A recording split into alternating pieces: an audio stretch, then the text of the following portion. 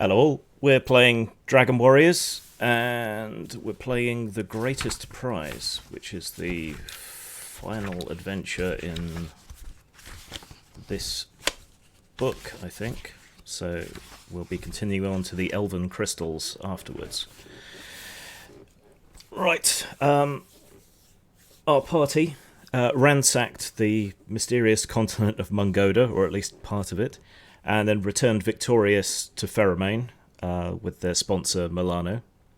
And since then have managed to finish doing up their building in Pheromane and hiring on a whole bunch of staff, so they now have the proper number of servants and everything. They have food stocks in and money running on investments and all kinds of other stuff. So the household in Pheromane is now a proper decent household for them to live in, which seems to have been the prompt for something to happen. You are going about your business around midday, probably dozing a little bit like most people in Pheromane do around that sort of time, when a young boy is ushered in by the steward. "Messenger for you, sir," he says to Sir Alain. A messenger. I'll see him in the foyer. "Right you are, sir." And I just go to the foyer, see who it is. Right. Standing in the foyer, sort of looking around at all the new furnishings and tapestries and the liquor paint and so on, is a young, scruffy-looking lad from the docks. So, sort of sackcloth tunic and breeches and paper-thin shoes. He's holding a scroll tube, a leather scroll tube. Ah, good day, young lad. He says hello in the local language. You're all picking up some bits and pieces of it. So, yeah, you know, Yes. hello, goodbye, more beer. The important key phrases. My eyes slowly glaze over. Indeed. So, Alain, Yes. for you. Ah, thank you. I take the scroll. Immediately open it. Gesundheit. You don't have anything nasty, do you? Oh, shouldn't think so. Oh, goodbye. The steward gives him a penny as he ushers him out. Do I see this rapscallion before he leaves the building? Probably. I mean, you're all up and about, so yeah, you probably pass him as the ask him- steward's ushering him out. As the steward is ushering him out, I'll usher him out, and I'll say to the young rapscallion, "Would you like to earn some extra cash?" And I'll smile. Si, signora. "Would you like to be my eyes and ears on the docks until further notice?" How much does it pay? Well, I would say 10 florins a month.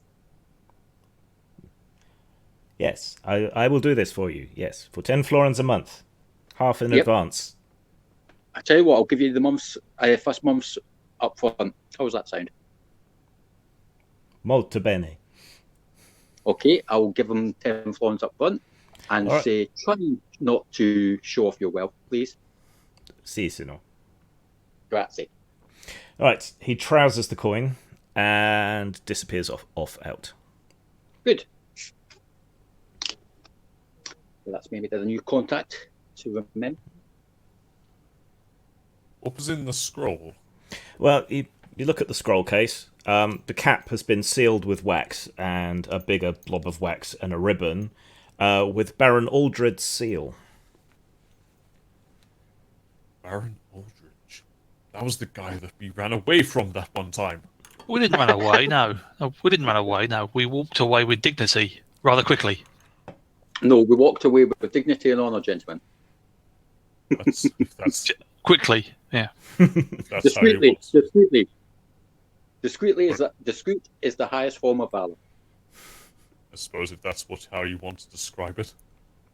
In any case, We should find out what he wants. Okay, let's hear the love then. What's he saying? Crack open the tube. Okay. You crack open the tube, and inside is a rolled up letter sealed again with wax and ribbon and the same seal.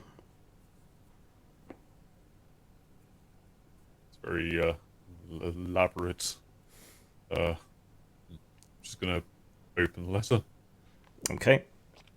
It's a very sort of pinched calligraphic script, but it says, Sir Elaine and compatriots, you were nothing but decent and honourable with me as my retainers, but I failed in my duty as your lord and allowed things to overcome me. I should like you to return so that we can mend our friendship. And I believe you are also the only ones who can help me with a current problem. It will take a while to win back over my knights, so I ask you to meet me 2 weeks from this date, and it gives a date like a few days ago, or thereabouts, at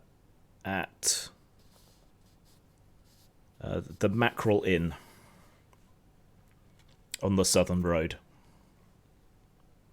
I just read that out to my companions. So, in faith, Baron Aldred. Sounds a bit fishy to me, gents. Whatever do you mean? Well, one minute he wants our heads, and basically now he's asking for us to forgive him. Well, that was a long time ago.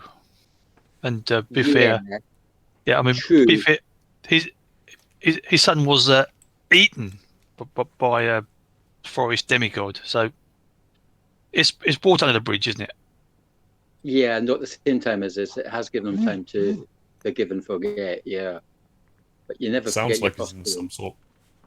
Sounds like he's in some sort of trouble, and if he is in some sort of trouble, he must be calling in any former companions and favors he might have to get him out of it, including us. That's true story. Seems That's true. It seems like a genuine motive. Did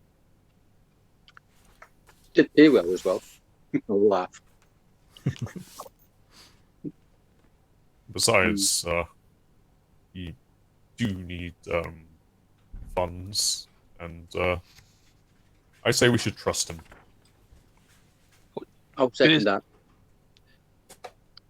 Yes, I mean, if this house costs a lot to maintain, doesn't it? Yeah. A lot, yeah. But you are living like lords, so, you know, it's worth it. Yeah. But let's keep this like a nest egg for a rainy day if things do turn sour again. How long will the gold last that we got paid? That won't last forever, will it?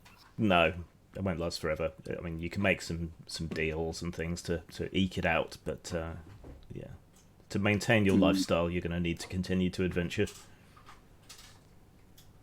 Well, I'm up to forgive him. I don't know about you guys, but I'm willing to hear what he's going to say. Yeah, let's go back. Yeah. Okay. Off to the Mackerel Inn it is. Any prep or anything? Do you want to do anything before you go? Nope. Yeah.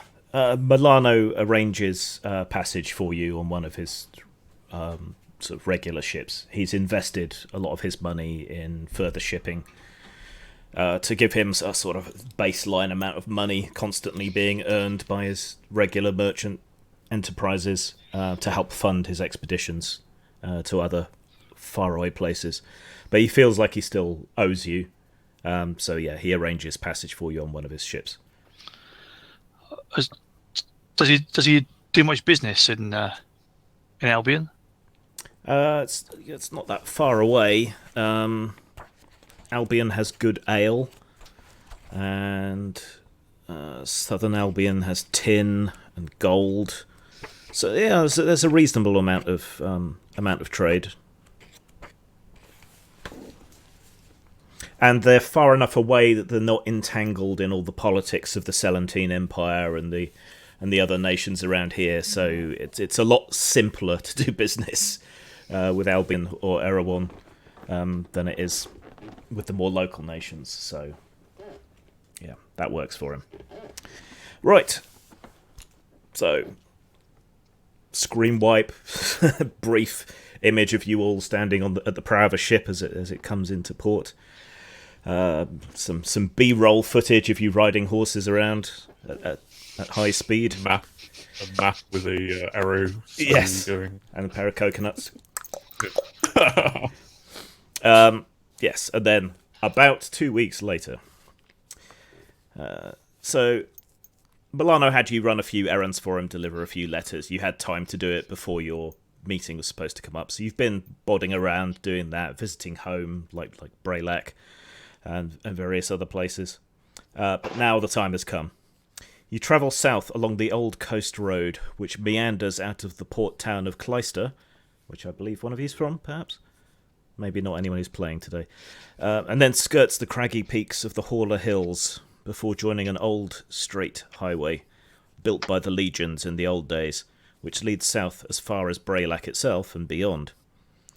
At evening, you're at the southern borders of Baron Aldred's fief, close to the eerie domain of Montombre, the Elfin Earl. These are lawless lands full of outlaws. Rogue knights roam unchecked, and you have no great wish to tarry after nightfall on the road, for it is said that spirits of evil intent sometimes rise up out of the ocean depths to accost travellers, or range out of the forested wastes to hunt along this lonely stretch of road.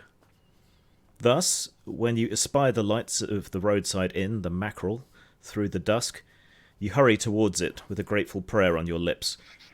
The inn lies close to a fishing village of the same name, and many of the locals come up from their cottages to share a drink and ribald stories with passing wayfarers. So yes, you enter the inn. It's warm and cheery. There's plenty of people around, sort of clanking their tankards, singing sea shanties, that sort of thing. The local food seems to be a mix of venison hunted from the woods and a thick fish and grain stew that they make from their catch. There's plenty of both.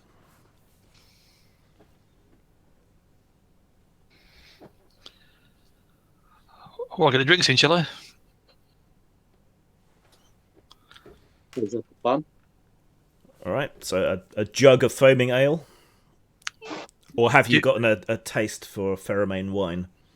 Well, I mean, yeah, it's okay, isn't it? But there's probably mead here as well, given their proximity to the forest. So. It's better, yeah. I'll put a couple of silver on the bar. Yeah. So, keep the mead flowing and plenty of that stew. Okay. Yeah, the innkeeper's daughter fills several large bowls with stew and brings over a jug of ale and a jug of mead and sets them down on the table with a handful of wooden spoons. There you are, love. Anything else? No crusty bread. Your plate's bread, love. Cheers, Doc. Oh, cheek. Don't often see such a fancy gentleman in here. Where? Who? Your friend here. And a knight as well. Oh, Tin Man. He ain't fancy.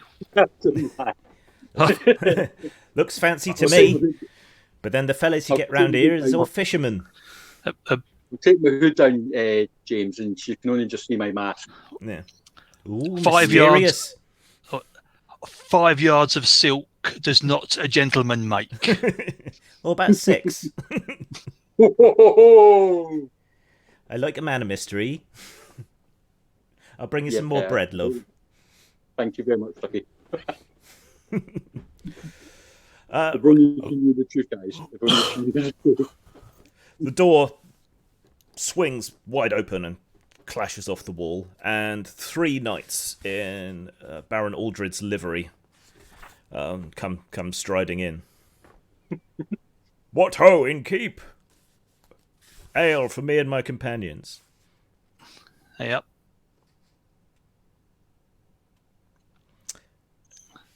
Black call, Kerrigan, black call. Right. The innkeeper's daughter rushes to serve them and flirts with them as well, just so you know that you're not special. Once their drinks are delivered and they've each drained a mug, one of them, a larger fellow with a soot-black beard, comes wandering over to the table. Hello there. Hello. What business do you have with us? You were in receipt of a letter, I believe. Perhaps we were, perhaps we won't. What is it to you? A letter from Baron Aldred summoning you here tonight. I would ask how you became privy to this knowledge. Well, 2 reasons. One, we're in his retinue, and the other, I'll make clear in a moment. I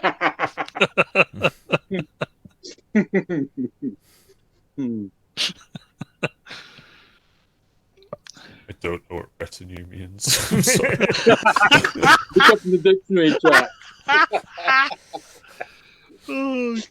Oh dear. Yes, it is us. Yes. Speak up. You remember I, Becca? You can't forget me. No, we can't. Hector, Vermal, come join us. The other knights sort of lift up their table and drag it across the room, scuffing up the rushes and the straw, and then set it back down next to yours, with it slightly over the edge, so it clips down. Thunk. There we are, all friends together. They'll rescue me, Mead. Uh, Yes. So here we are, come from Ferramain. Was a long way. Hector, who is a blonde knight with a bowl cut, inclines his head towards Becca. Says, Lady Ikokan, I don't know if you remember me, but I warned you that the attack was imminent when you left the castle. Oh yes, Hector. Yes, I'm grateful to you. Good. I'm glad. His face has turned slightly red and he sort of shifts uncomfortably in his seat. I'm Grafin, says the knight who first introduced himself, and our red-haired fellow here is Vermal. Hello. You must be the few remaining knights loyal to Aldred. Aldred. Damn it. Aldred, yes. Lord Madeline Albright. No, I'm gonna write his name down. So this time. Aldred. Fear all. Aldred. It's like Old Dead, but with an R.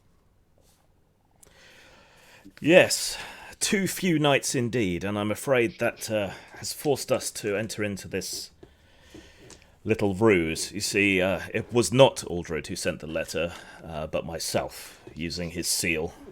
Fortunately, his steward is amongst the number who can still be trusted.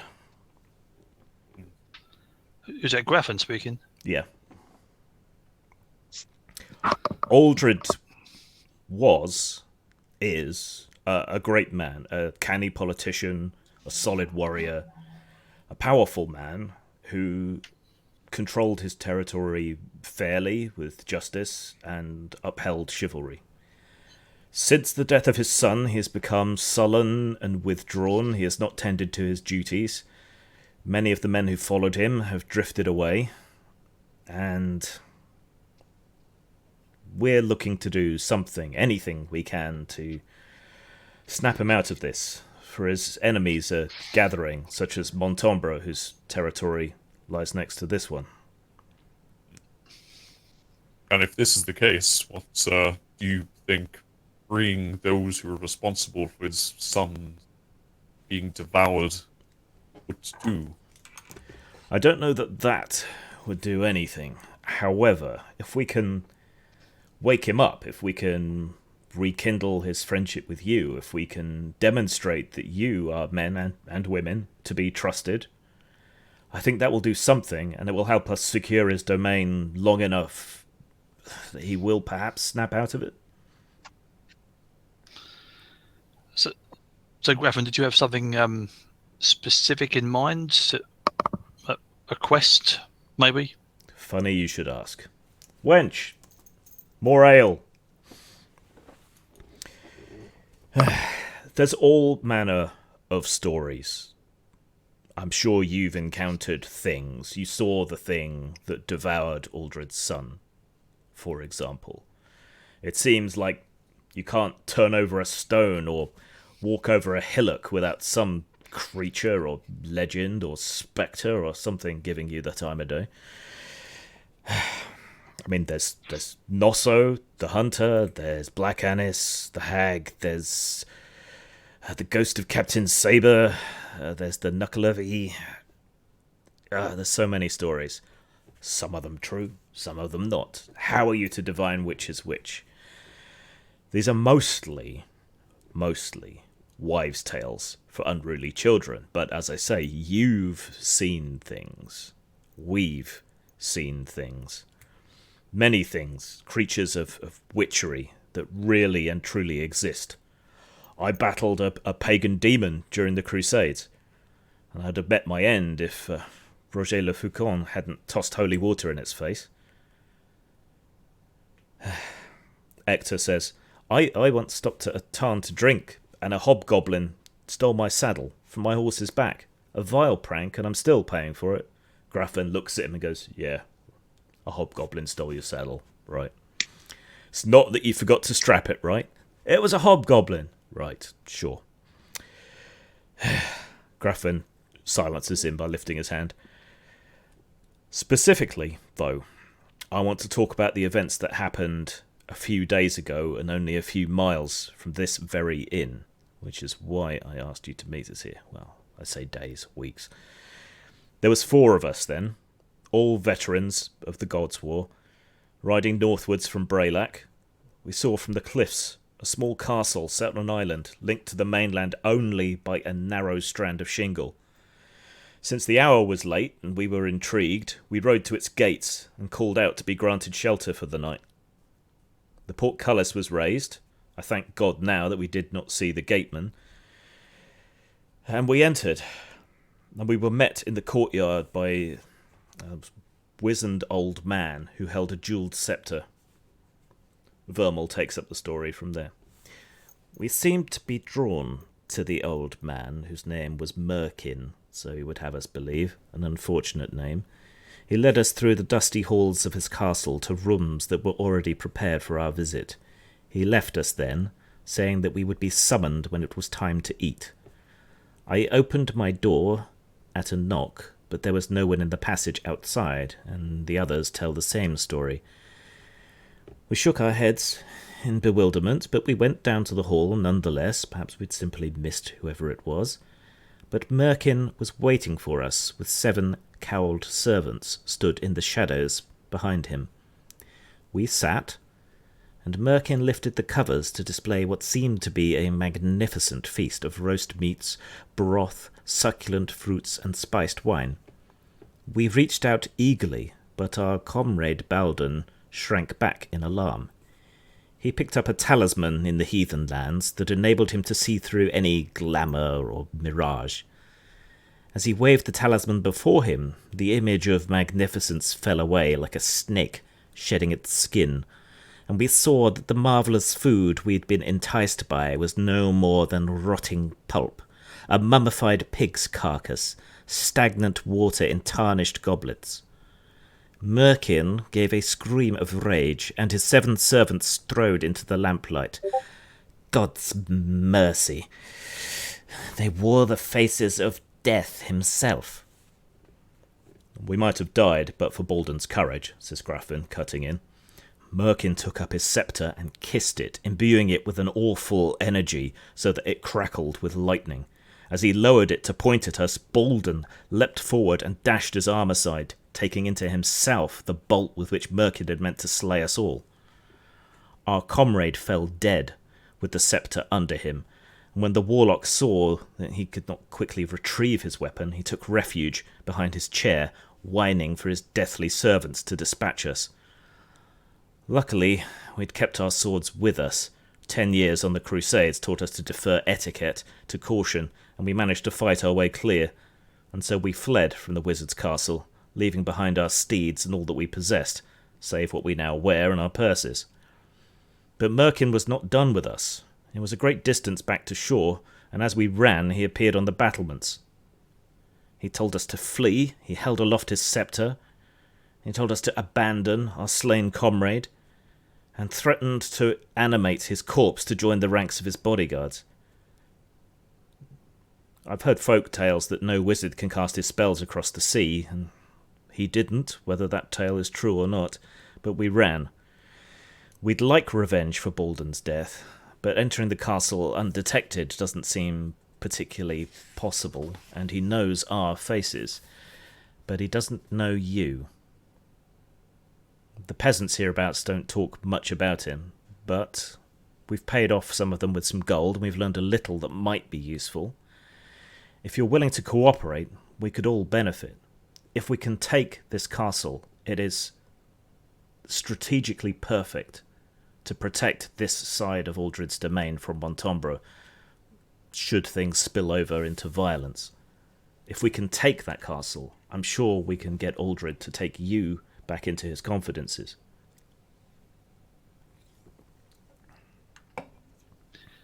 Intriguing story. I don't know, sounds a little hairy. I'm sure it will be hairy, but I've heard tales of the things you've faced. We're mercenaries, not assassins. I'll smile. See this necklace here? This necklace. These teeth are from a crocodile that stood up on its hind legs. 6 feet tall it was. No, 7 foot. Get right. 7 Oh foot. yeah, just I 7 foot tall. saw a bear on it stand on its hind legs once and dance in the east.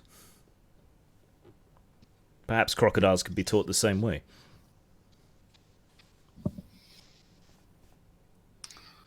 So what exactly do you want us to do about it? We've got the information. We've rooted out the evil. If you go and pretend to be his guests, and then strike at him before he can wield his sceptre, everything should fall from there. I mean, we can't return to the castle ourselves. The wizard would recognise us and be on his guard at once.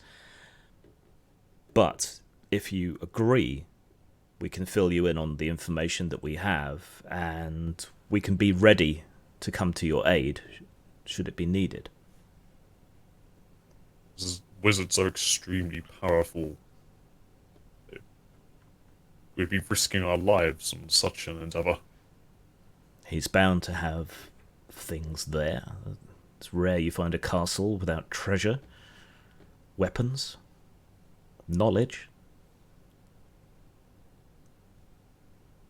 What do you think about this?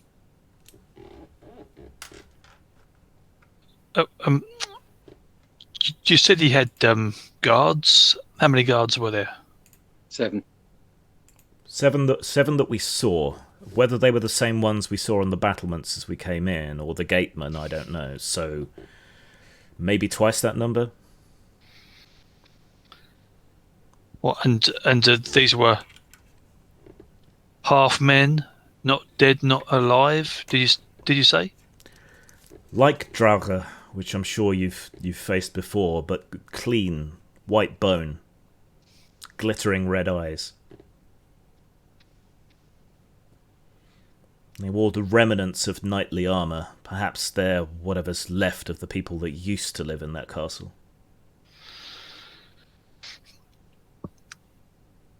So you want us to go into the castle, under the guise of weary travellers seeking refuge, Yes.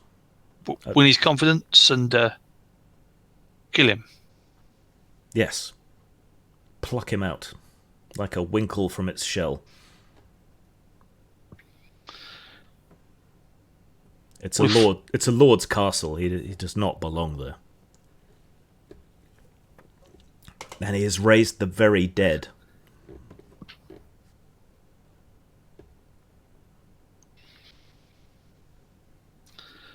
Well, Cesori, you're uncharacteristically quiet.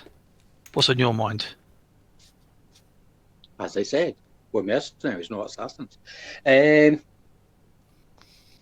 I'm thinking that if we can take Merkin down and get his staff or scepter or whatever he uses, we can then use that thing or that item to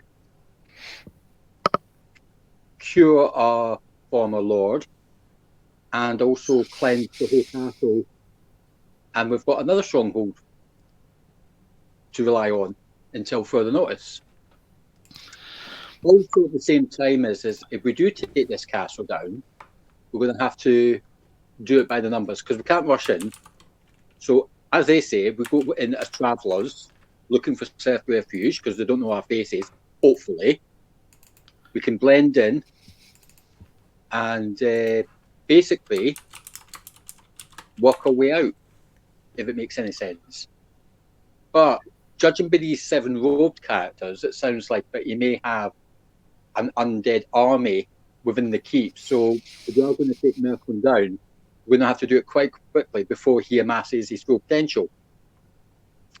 So my theory is get this Merkin down before the shit kicks the fan and work our way out of the keep, i.e. taking everything down in our way. Now, how big is this castle, may I ask, roughly? Is it like keep size? Is it like just like a stronghold? Or how big?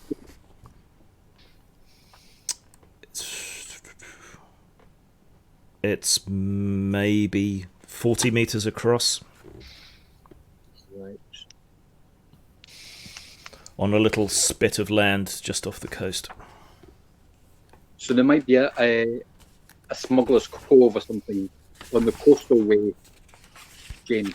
Possibly? It looked fairly unassailable. There might be a way, but he would see any ships coming, unless there was some sort of distraction. I still think the best way to deal with the problem is to gain his confidence, enter, and do the deed. 30 go in, blend in the travellers, and then work our way out. Yeah. 30 men could hold that place against an army. It's extremely well fortified. So there's no ruins at all. Cunning it would be the best way. Is there any way that you three, either in a clandestine way or more directly after the alarm has been raised, to come to our aid in the moment? We can hide on the shore. There's a small copse near the causeway. If we wait there, and if you send a flaming arrow aloft or some other predetermined signal, then we can ride hell for leather and come to your aid. Perhaps if we found a way to open the door from the inside. Even better. Could set fire to a brazier on the wall. Indeed. So, are we agreed then? Will you help us? That sounds like an adequate plan. Okay. And this wizard does need to be dispatched if he is how you describe him. He is. Alright, he shakes your hand to seal the deal.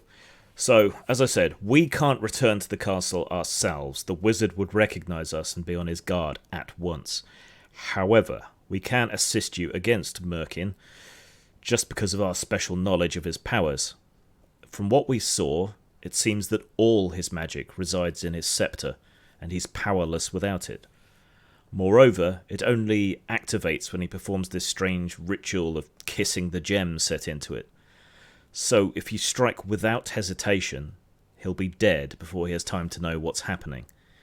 Nor should you fear his servants. They're slow and can be outdistanced with ease. You shouldn't have to fight them, save for a short period, or if they get between you and him. Shortly before sunset, when undead sentries avert their eyes from the west, we'll cross to the island so that we're on hand to join the attack. Merkin himself should be dead by then, all being well, and together we can make short work of his remaining servants. They should be easy to slay without their master to command them. You should have no trouble gaining admittance to the castle if you approach. He doesn't know you. It's common knowledge that he welcomes strangers with open arms. It's also said that he poisons them with deadly food and then boils the meat from their bones so he can add their skeletons to his undead army. At least that's what the yokels say, anyway. But it is said that he's always open to visitors. So just make sure you don't eat or drink anything that he offers you, and you should be fine. How long has he been there? Do you know? I don't. Every local we asked told us something different. Tens of years, but then sorcerers can seem old when they're young and young when they're old. Now, as to the spoils, we've expended a great deal of effort and gold in learning these secrets, and we lost a man. We would not deny that it's you that's going to take the greater part of the risk in all of this. So I would suggest that you each take a double share and us a single share of whatever gold might be found. And you can have his scepter. I wish nothing to do with such occult trappings.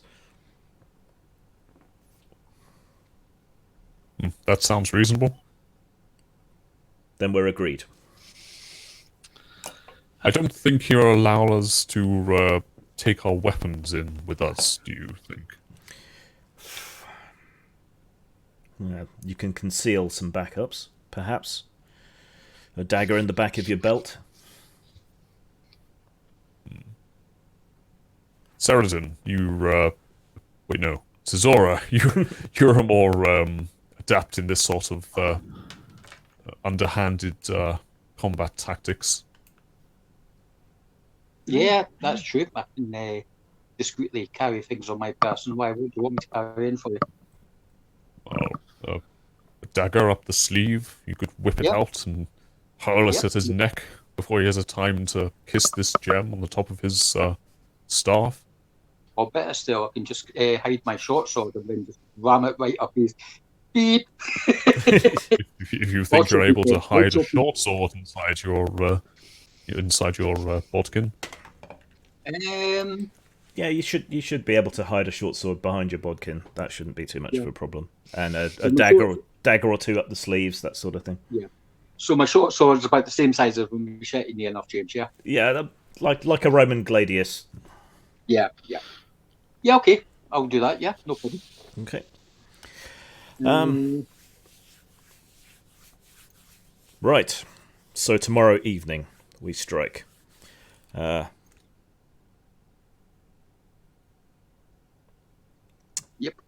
So he turns. Vermal, just go and see if the horses have shown up. I didn't see any stables on the island, and Ector and I and our companions here will sort out rooms. Wench, rooms. Right, he pays, and yeah, if you don't want to do anything else, then you just need to get your rest, and then we'll skip forward to tomorrow at sunset. I should probably see if I can get a dagger. Yeah, because you traded yours away, didn't you? Did. It's unlikely that... No, daggers aren't that hard to come across, especially in like a fishing village sort of area. Yeah, shouldn't be a problem at all. Let's have a quick look just to be sure. Dagger.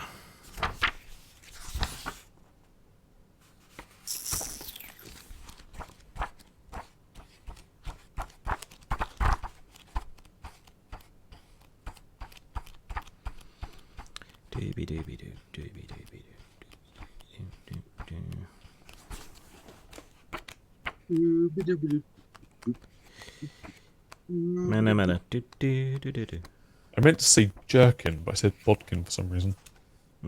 Actually, it's baldric was what I was thinking of. So we've got it between us. We've got it completely wrong. Dagger. Baldric's what you use to hold your sword. It can be, or anything that you strap sort of left to right across your body. Bodkin is a type of arrow. Right. Yes, there are daggers available. So yeah, you can pay a handful of florins and get a well-worn dagger from the village. Smells of fish. Probably everything here smells of fish. Even the barman's daughter. She was only the fishmonger's daughter, but she laid on her back and said, "Fill it." Oh, oh God! No, I asked for that. No, You did. No. So Okay. does this mean we're going to have to not wear our armor? That's up to you whether you want to approach in full arms and armor. No, it doesn't seem. Well, no, we can approach, can't we, with all our kit on and with us. We're meant to be And we can play posing as just travellers, and travellers don't normally wear like full arms and armor. Well, in Seems this a bit area, there's suspicious. lots of banditry and so on, so it wouldn't be that unusual for you to go expecting trouble. We could Yeah. try. To be honest, I mean that we're pretty useless without our heavy weapons and armor. Really, we'll be dead in seconds. Yeah. We would be naked. We would be naked without our toys or destruction. I would say, just to get our stories straight, I will be. Well, we're not that far from Braylock, so I'll just be myself, Sir Lane of Braylock, and you two can be my bodyguards. I want money up front, my lord. I'm only joking. I'm only joking, sorry. What does that mean? You're doing all the talking? Yep, he'll be doing all the talking. God help us all. We're doomed. We're definitely doomed. Oh. Right. Right. So, you rest up. You get your dagger. Yeah, you enjoy the bucolic pleasures of the fishing village, which seems to be mostly ale and the smell of fish. It's late afternoon by the time you ride down onto the beach and look out across the water towards the rocky knoll on which the castle stands. Now, is there a picture of it? Let's have a quick look.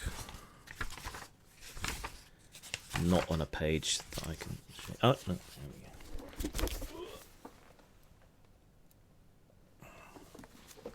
Yeah, castle on a rock.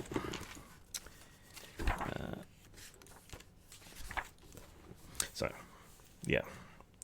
The tide is going out now. You begin to make your way along the strand of shingle that still lies under a foot of water, but you can see where it is, and your horse seems able to pick its way along. The stone of which the castle is built is a sombre black granite, still fairly sharp on its corners of the brickwork. Such a tough rock doesn't wear down too easily, though some adventurous barnacles have begun to infest the lower levels where the waves occasionally splash. The walls are not hugely high, only some 10 metres, and there's only one main tower. The castle is of simple construction, very old, but it is ideally situated.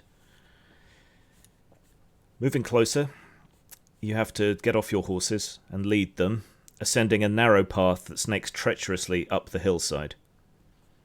You cross a drawbridge in concerning slight lack of repair, and again slightly colonised by barnacles, that spans a chasm in the rock and approaches the inner gate. You see hunched, black-clad figures on the battlements, with red glittering in their eyes from time to time in the waning light of the sun. An old man, in flowing off-white robes, calls out in greeting and walks towards you. "Hello!"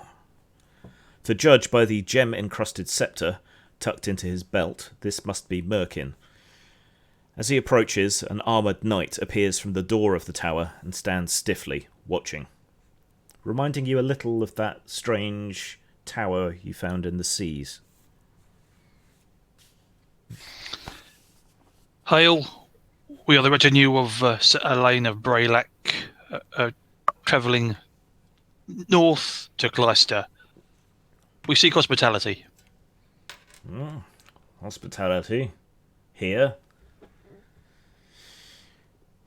He eyes you suspiciously. And We have runs silver. We can pay. We have silver. Company is what I prefer to silver. I do not get many visitors, unfortunately. Well, then may I present my lord, Sir Elaine of Braylac. And you, sir? My name is not important. Is that Earl not important? Very well. My name is Merkin. Merkin it was. Yes. Hello. I am Sir Elaine of Braylac. A knight, no less. Indeed, I was in my commission as minor noble of the lands south of here. Ah, I see. Service to another, a fine calling and one I had in the past. He still seems somewhat suspicious, but shakes his head slightly. Very well. Come in. Come in. Come, drink with me in the great hall. Yes, and I'm just gonna ride my glorious warhorse into the castle. Yeah, it's a bit of a tight fit through into the courtyard. So yeah. yeah. I'm on my battle elk. Yeah, with the Yeah, that's an even tighter fit because of the horns. war Turn its head sideways. war antlers. Yeah. Yeah, so it's like round walls with solid buttresses, and then the interior is built up almost like separate buildings, but sort of crammed together in a round, and then the light comes down from the battlements. So you've got the walls go up about 2 stories, equivalent, maybe 3. You've got about 2 stories of buildings. The tower going up an extra 5 to 10 meters.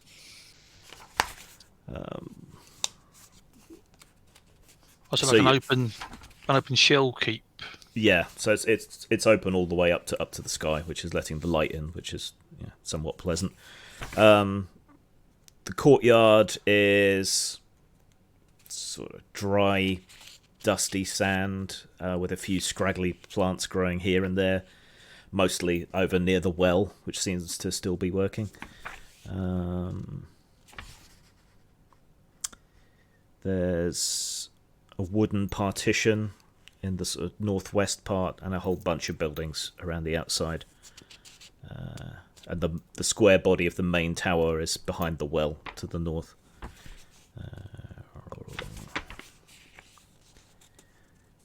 There's the main hall.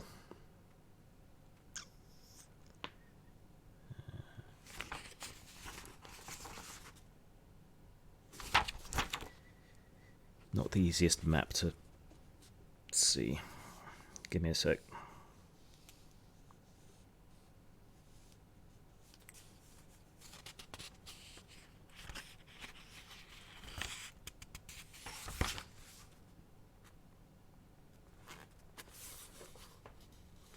Okay.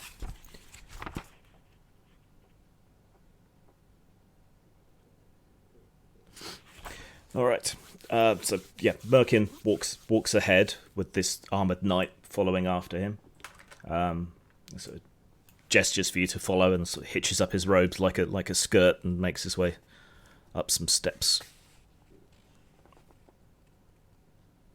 Yeah, I'll dismount and tie my warhorse up against whatever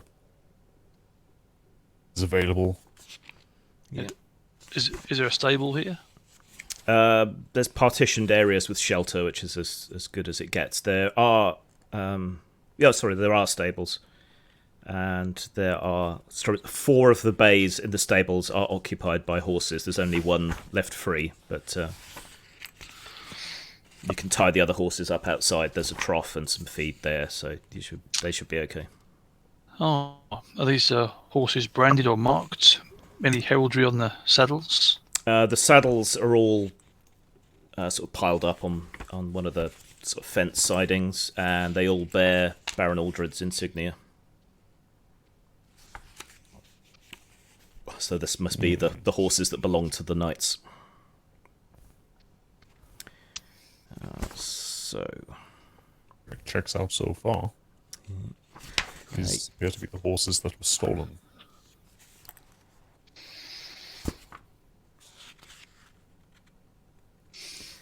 So you pass up through the steps. If you're following, I take it you all are once you've dealt with the horses. Yeah. We lost Gary then. Zizora. Oh, I'm sure he'll be back. Let me just try emailing him again. Maybe his internet's dropped, which means his invite may not work. Hang on.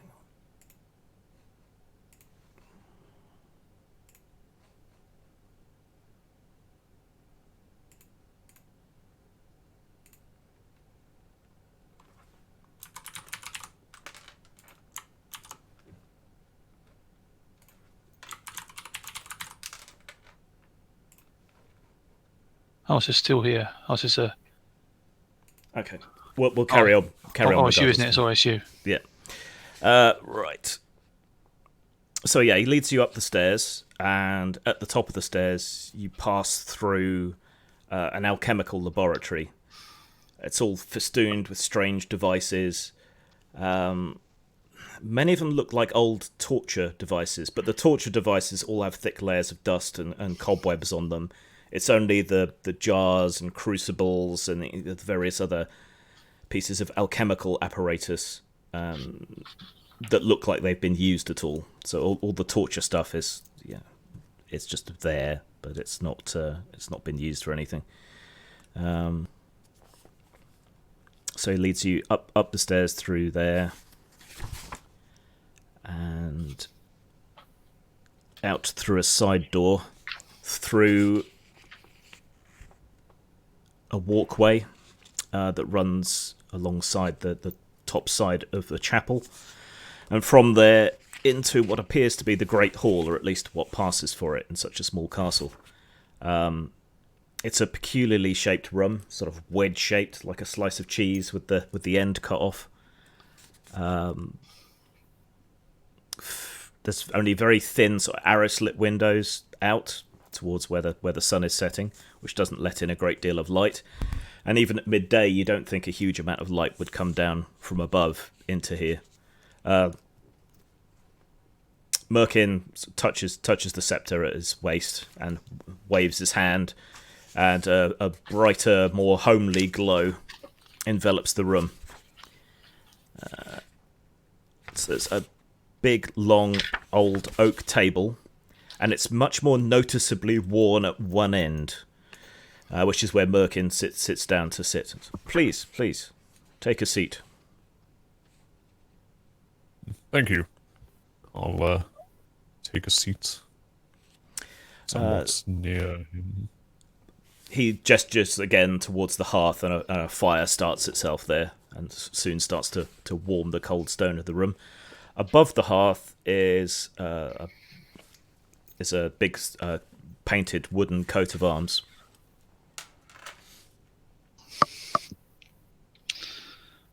Do we recognise the heraldry on that? Sir Alain might roll d20 under your intelligence. Okay.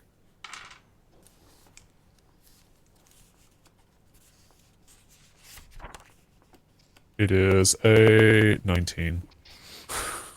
So no, I can still give you some basic information. It's from a minor noble house.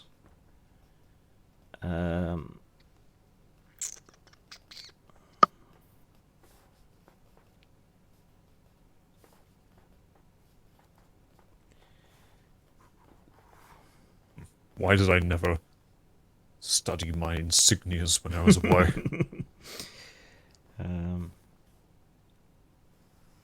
Yeah, it's a very minor noble house, which you would have thought you would have heard of because you live sort of not too far from the area as a child, but that's all you can really tell about it.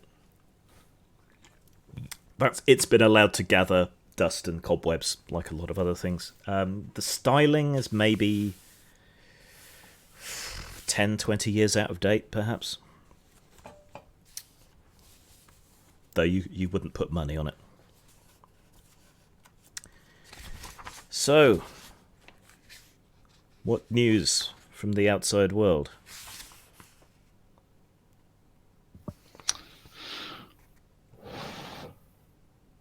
News. Well, the peoples of the continent of Mongoda have been discovered. 'Twas but an empty space on the maps when I was young.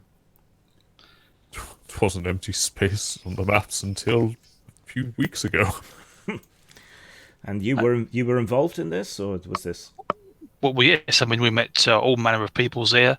Some of them were crocodiles that walked on their hind legs, erect like a man, and spoke a crude heathen tongue.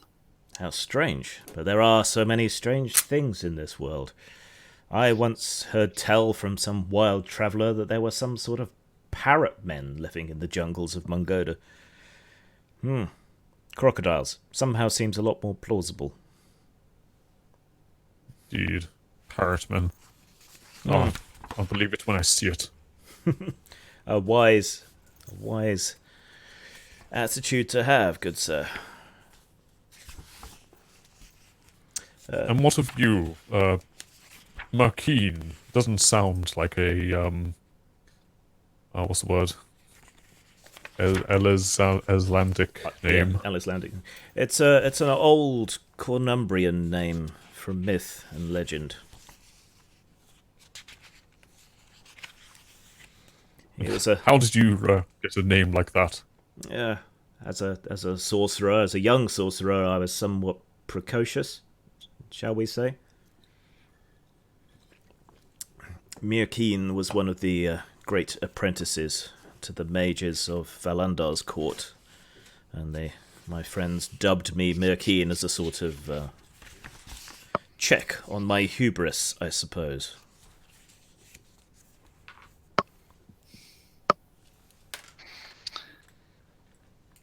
Yes, the spirit of Valandar is a check on all of our hubris. You know of Valandar? I didn't think his legends had made their way to your lands.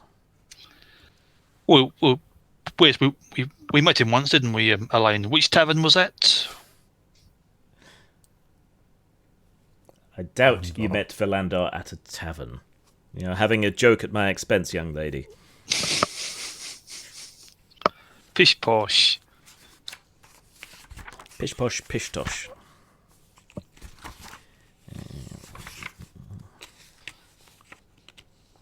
So he's not giving out much chit chat then. It's more interested in listening on to what you have to say and sort of getting a feel for you. You think, how rude of me! We haven't drunk yet. My lord, would you fetch drinks for the fine gentleman and lady? The big armoured knight just nods slightly and walks off in an almost mechanical manner.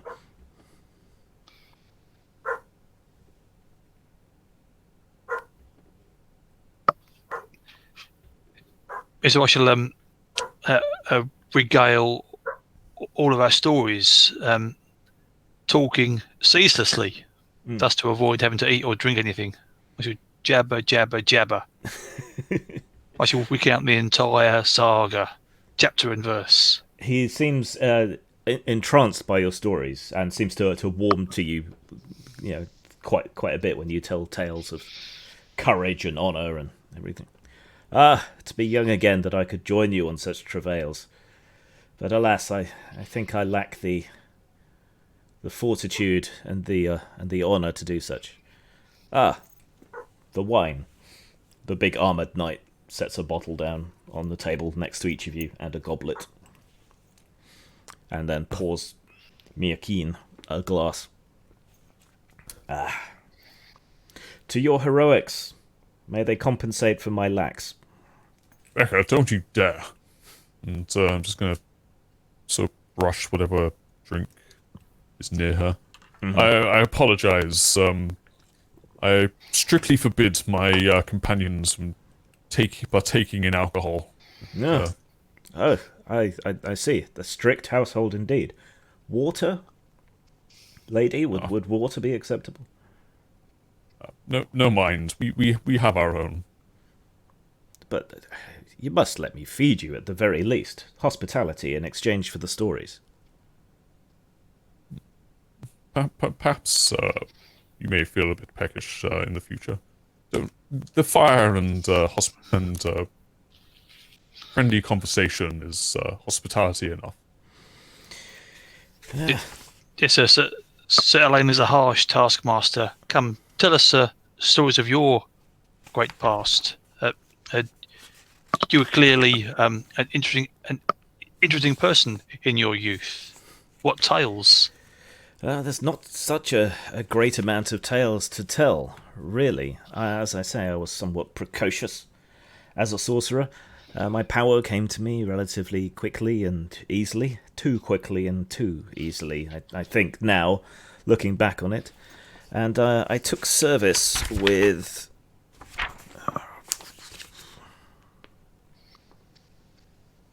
what's the guy's name? I took service with my lord Althor. He was even younger than I at the time, and I suppose we kind of grew together. And he was the lord of this castle, and it's all he ever really wanted or cared about. He was not a man of high ambition, though he was a man of great piety, which caused us to clash occasionally. I miss those conversations. He ruefully takes another sip of wine. But that was my job, court sorcerer. Safe, stable, unexciting. And then, a noble job, certainly.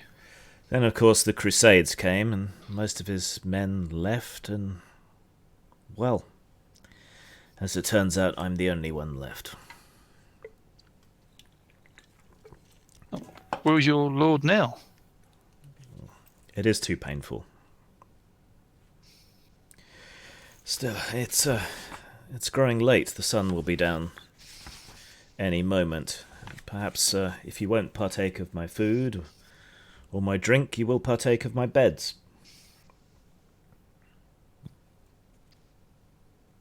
Grand idea. I'll have my servants escort you to rooms.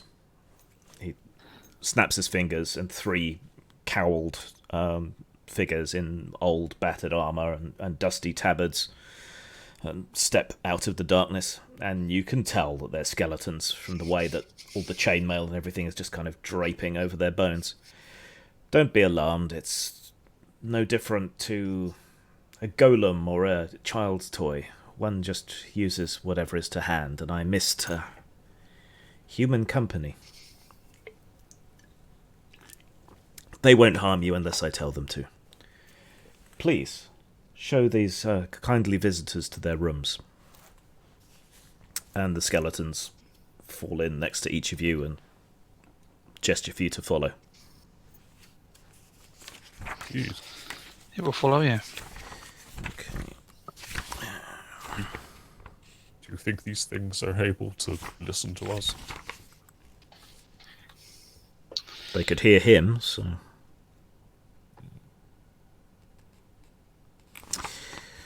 Right. So you're led back around through the laboratory / torture chamber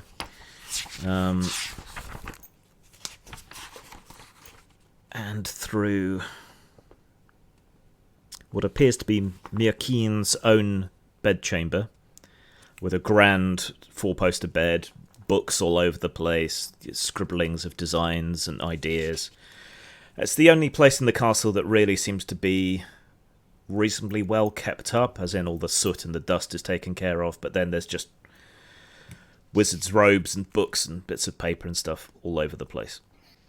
And then on the far side of his bedchamber, the corridor continues around the shape of the tower, and then there are, conveniently enough, 3 guest rooms, and 1 skeleton stops beside the door at each guest chamber. Hey, it's Jay. He has Sorry about returned. that. Welcome back. Sorry about that. Yeah, I'm sorry about that. My phone decided to update itself. Brilliant. Good timing. It does it automatically. I can't control it. It just has these moments when it wants to update itself. Yeah. Right. Well, you've had a meal without eating or drinking with Merkin, and you've been escorted by 3 skeletons to the guest chambers.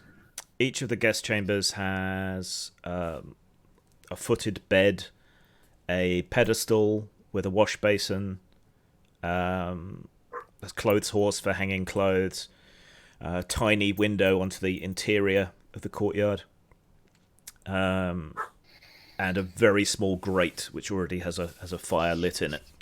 So it's hospitable enough. It looks like it hasn't been used in a long time. It has that musty smell that old rooms get. Does it smell of death?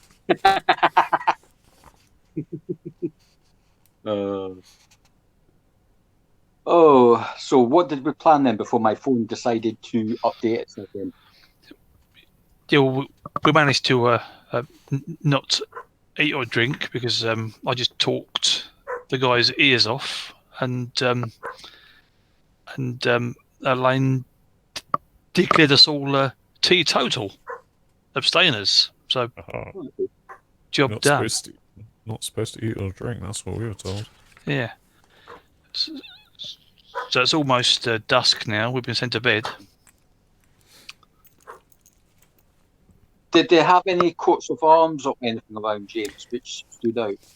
Yes, but our knightly friend didn't recognise it. And it's only really knights who deal with heraldry that much. Okay.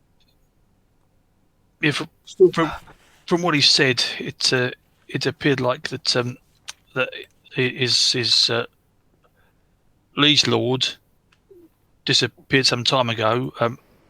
Either he and all his knights went off to the crusade and didn't come back. And he was left guarding the fort. Pretty much. But that doesn't explain all the undead skeleton knights. Well, when you're a merklin, you have to keep yourself occupied in your lord's estate. So you have to conjure up something or someone's to keep them company in the way they do, you know? And then he sort of relaxed, because I was laughing and joking and flirting with him. He sort of relaxed, and there's this big knight bodyguard, and he called him my lord. Possibly the former knight who fell.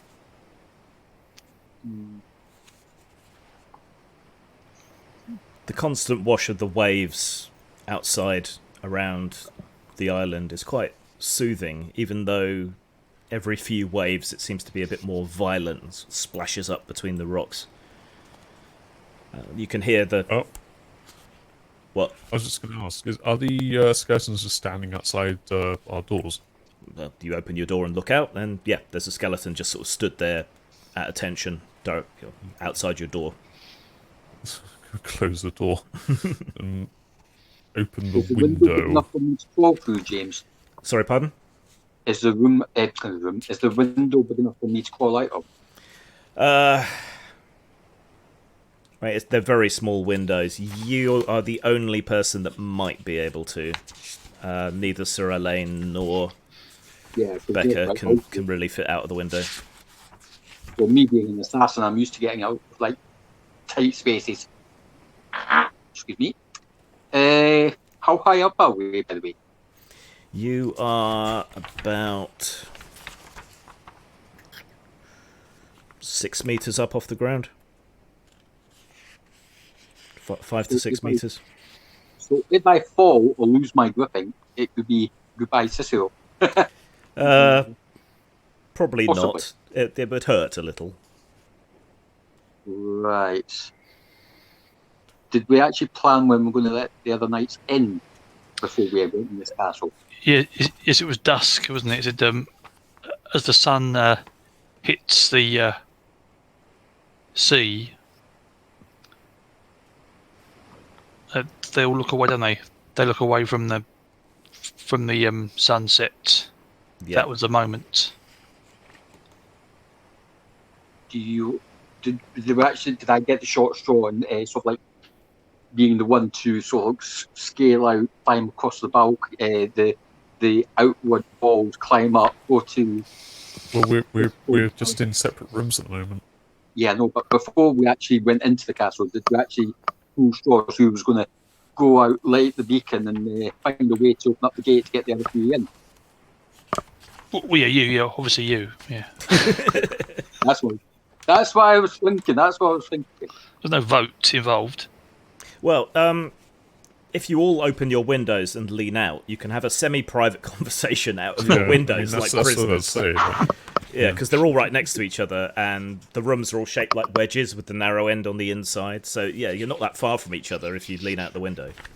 And how far away is this beacon on the battlements? How far away is that? You'll have to climb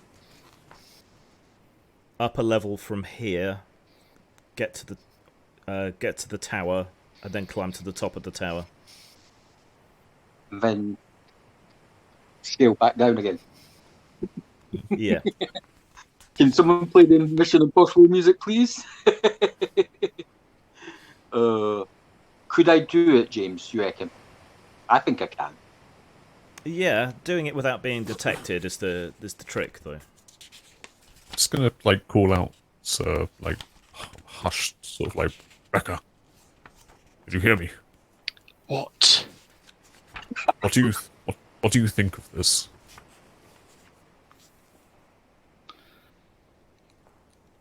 Do you think he gave you any reason to attack him? It's odd that that he's got all these skeleton knights. Yes, but that's you remember that wizard we met in the ocean a few weeks ago, on the trip to Mongolia? Oh yeah. He was quite strange. He had a sentry that did not speak as well, and yet he was completely friendly. Gave us gifts. Sorcerers are weird, yeah, certainly. They are a strange sort. So that's a good idea. So I shall take this opportunity. So I shall attempt folksy tribal meditation juju with my sword of Valander, and try to pick up any kind of intuitive vibes. Okay. Though Sheridan's quite good at that, isn't he? Yeah. Caesora, you mean? Yeah, Zora. But it's Madrock who's got the human perception thing, I think. Yeah. Yeah. Okay, roll d20 under your psychic talent, Becca. 1, get in. Brilliant. Okay, you sit down cross-legged and place your sword across your lap and just try and get a feel and a vibe from it. Normally you feel a sort of tug to where you should be, where you need to be, somewhere where you need to set things to rights, and you're not getting that sensation from the sword at all here.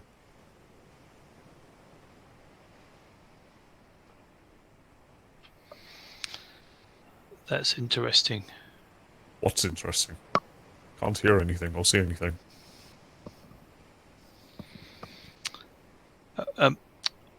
What if Merkin was the victim in this situation?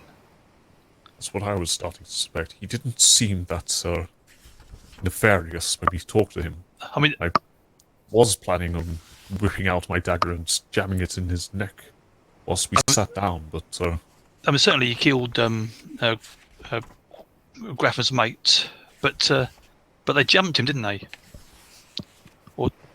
But I think before that, there's something that we don't know about him and his liege lord.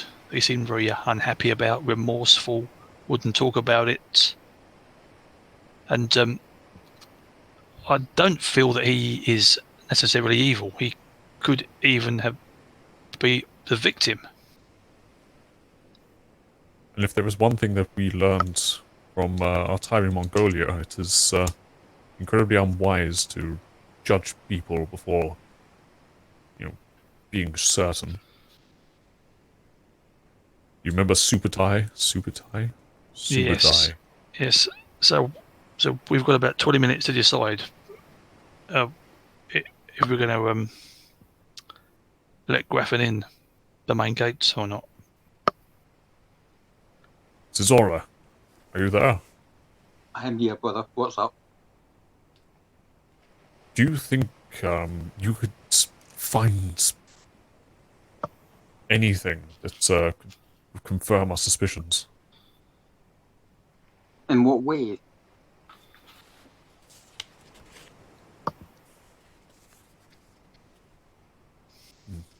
Because the only thing which he has of power is that scepter.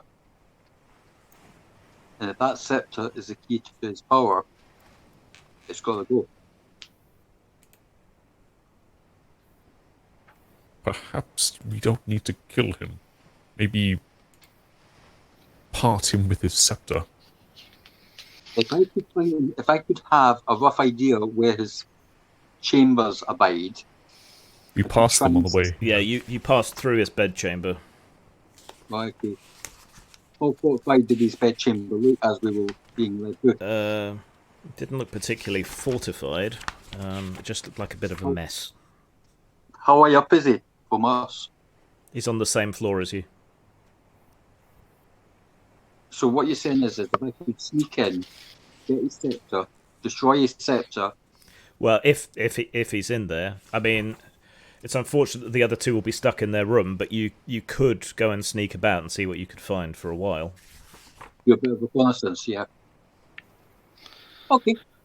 Well, I'm up for a bit of a tango. Don't know about you guys. before you go, let's just consider the facts. The Swords of Valander, they've always been our moral compass, haven't they? They've guided us. They've helped us. Now, Graffin, although they were our comrades previously, Graffin admitted to lying to us, drawing us down to. He forged the seal of the Lord. That's I mean that's a hanging offence, is it not? Indeed. To forge your liege lord's seal. It is, yeah. And we'd certainly I'd hoped that Aldred might forgive us and bring us back into the fold, but that's not going to happen. So I'm just all at a quandary now. I'm questioning Graffin's motivations. Do you think Graffin actually wants this place for his own personal keep, so he can amass his own army against our former leader? Well, I mean, he said that Deal Montebrae is becoming more powerful, and Earl Aldred is his power is waning. So, what does a mercenary do in that situation? Goes to the highest bidder. That's right.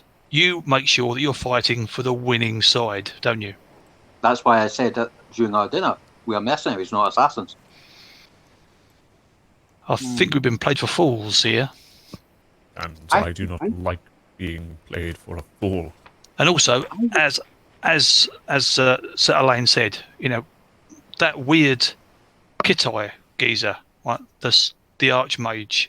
We didn't like him. He didn't like us. We had him fitted up for a coffin, didn't we? Killed him, in fact. but we brought him back because we were that type of people. Yeah, because that was a mistake. We made an error of judgment. That was not Incredibly guilty about that. Yeah. So I think that lesson was hard learned, and I think it doesn't fit right here. This whole thing. I think we've been sent in as That's it. I'm steadfast in the decision. If I'm taking a man's life, I need to be absolutely certain. yes. I agree. Zora, you should sneak around. Yep. Okay.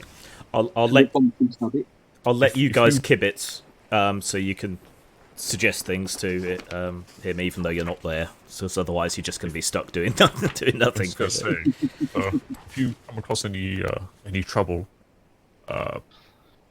maybe just create any sort of run back here, create some sort of bracket, and we'll run to you. In fact, I'll come banging on all the doors on the way back down. So you're going to climb out the window and climb across to the bedchamber and try and get in there to start with? I may as well make a move, yeah. Okay, what's your reflexes? Reflexes 16. And you have climbing gear, don't you? I do indeed. Yeah. Okay. Yeah, not really a problem. It's a pretty craggy castle. You squeeze out through the window, just barely, sort of skinning your hips a bit, and crawl across, hopping from rock to rock, grip to grip. They haven't really bothered to finish the interior rocks, so there's lots of good grips on them. And then you get to the shutters at the master bedroom window. Easily hook them open and squeeze and shimmy your way back inside. Okay, so your guest rooms were sort of at 9 o'clock, if you like, on the round of the tower. His bedroom is like 10 and 11 on the clock. So you clamber in there. So this is a nice, finely appointed room. Probably used to be the Lord of the Castle's room. Big, magnificent four-poster bed with pastoral tapestries hung above it. Many of the furnishings in here are elegantly carved. A bit worn, but still very, very elegant and stylish and well made. The small window overlooks the courtyard. The only new addition seems to be a really big, ornate bookcase containing dozens of occult tomes and notebooks, many more of which are scattered around the room. But there's no sign of Mirkin himself. There's a door out of here, I guess. Yes, so there's a door to the south which would take you back to where the guest rooms are and on round, or a door to the north. Any secret passageways behind the bookcase? You have a little tap around, but it doesn't seem like it. Okay. Perhaps it's likely he's, back where he left him. What, back in the dining room? Or in the area where he was doing. It looked like he'd been doing research. Right. Looking out into the courtyard, James, is there any guards on duty? There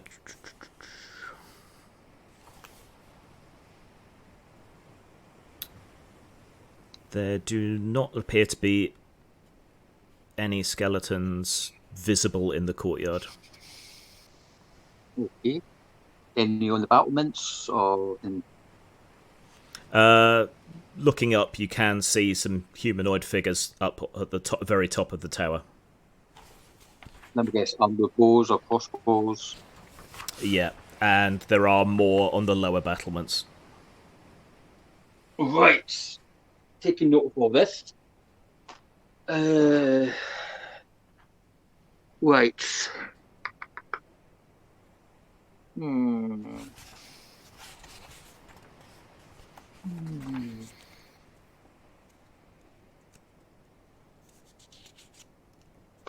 What languages are the scrolls in that in? the ancient Latin equivalent, most of them, and arcane, the rest of them.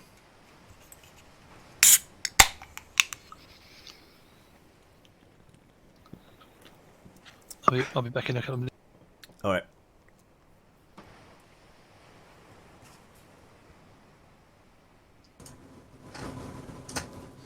This whole place is silent as a grave. It just means you hear everything outside, the constant churning of the waves, the occasional gull flying home. Yeah, you can hear it all. It's going to be tricky to sneak around, just because it's so quiet. Though the white noise of the waves should help mask the sound somewhat. If I can time it, James, could I do it? Yeah. Right, I'll do that then. Okay, so which way are you going then? North? Why not? Okay. So you sidle up to the door. It's open and not locked. You wait for a wave and push through. Okay, so it's a stout door that you close behind you. There is a keyhole on this, but it looks like he didn't lock it. Mm-hmm. You can pass on through to the other side of the tower, or there is a central spiral staircase leading both up and down. Flip a coin. Stay away from the main chamber with the beds. I'll go up. Yours is fast. I'm going up stealthily. Okay. You creep up the narrow stairs, which are quite well worn, and emerge out into a chamber. It's about 1/4 of the square body of the tower here.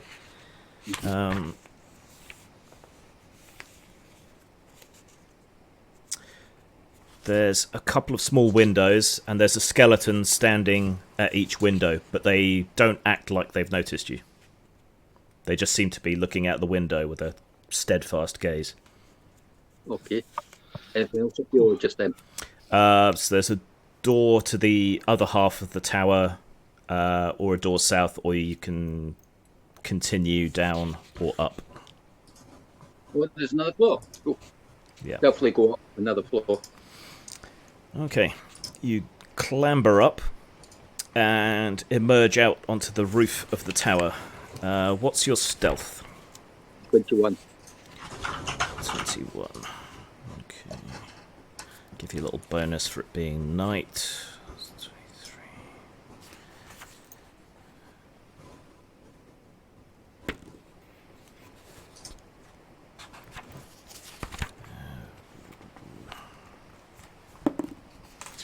Okay.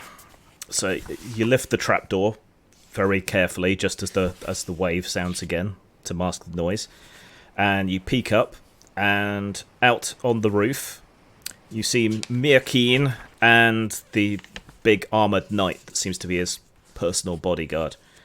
Merkin is sort of gazing with a telescope up into the sky and making notes in a notebook with a pencil. Okay. While Does the knight this just big- stands there like a statue. Does this big brute have any insignia or anything on him? He has the same coat of arms as the rest of the building. Okay. Stealthily go back down. Okay, yep, creep back down. Time it with the waves again. Sorry, pardon? Time it with the waves again. Yep. Okay, so you climb back down. So yeah, you emerge back out again. So you can go into the other half of the tower, or south into another small room. I'll go into the small room. Okay. There's what looks like an exterior door to the west. A window to the south, a small one that overlooks the courtyard. Oh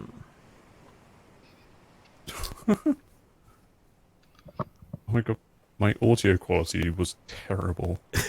Nobody mentioned anything. It wasn't too bad. Yeah, this room is empty, apart from a few occult sigils which have been chalked on the walls, floor, and ceiling. Does it look like wards by any chance, even though I'm not magical active? Roll d20 under your psychic talent. Oh, where's psychic talent? Okay, I have to get under 11. Any minuses? No, just roll it. Okay, fingers crossed, guys. 4. Okay. You think they're more of religious significance than occult significance. You recognise a couple of different forms of cross from the Celentine faith and one of the the Muslim equivalent tradition symbols. Yeah, I'll take note of them as I'm going down this corridor quietly. Yeah. So you can go back to the skeleton's guard room. You can go up or down the staircase. You can go across to the other half of the tower, or you can exit onto the battlements. Other half of the tower, please. Okay. Right, you move across. Right. That's room. Okay. Right, this door has a heavy lock on it, and it is actually locked for once. Ooh, curiosity. Ooh, I'm tempted to pick the lock. I'm so tempted. I'm flipping a coin here in real life. Fuck it, I'm going to pick the lock. Okay, roll D percentile under your pick lock skill. If I get a shot, guys, it's nice knowing you. Fingers crossed. Here we go. 10. Okay, And my pick lock is 40%. Yeah, it's a somewhat old, sort of heavy mechanical lock, a little bit rusty, which actually makes it a bit harder to pick, but it does eventually clunk, and you open the door and slip inside. Yep.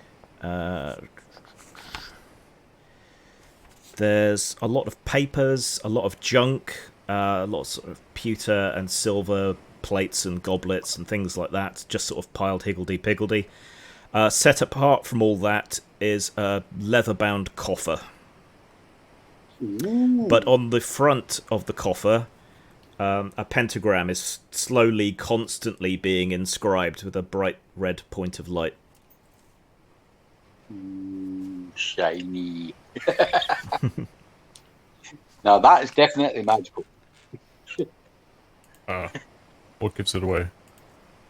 The pentagram? Oh, really? Yeah, no shit,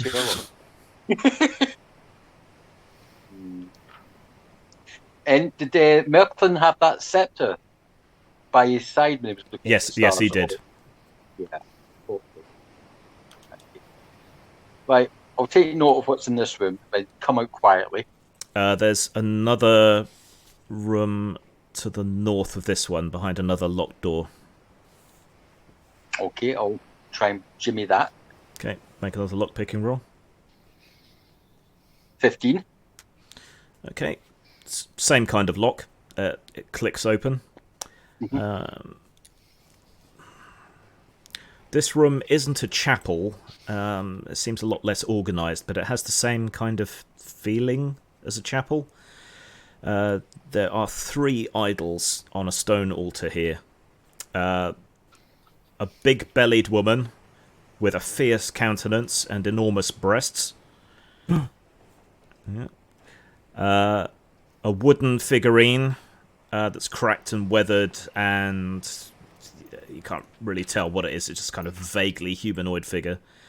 Though its face is somewhat recognisable and seems gentle and reflective. The last idol is what looks like an alabaster statue that's been painted with a rather sort of handsome, sharp-faced woman with an intense and irresistible look, holding a torch in one hand and a sword in the other, with 2 dogs licking at her bare feet. There are small bowls, burned down ash from incense, all those kind of things in here. Does it look like it's been blasphemy by any chance? Does it look like? Blasphemy. Depending where you are, people can be pretty fast and loose with the faith, but none of these are the official sort of faith that you should be upholding. Sorcerers get a bit of extra leeway as well, but still. Yeah. Okay, come back out there silently. Okay. So you can go out onto the battlements, or up or down. Well, did we go up the stairs on the way up this dining quarters, or was the dining quarters on ground zero? Dining quarters are on the same floor as your guest rooms. Right. So you're currently on the upper floor. The only higher part is the roof. Right, I've done the roof, done that. I've not done the battlements yet. Is there any place that I've not been except for down or the battlements? No. Right. How long have I been out of my room for, roughly, James? Ugh. An hour? 2 hours? Considering how slow you've been and careful, probably, yeah. How long is it till turn up? How long is it till turn up? Don't know. Okay.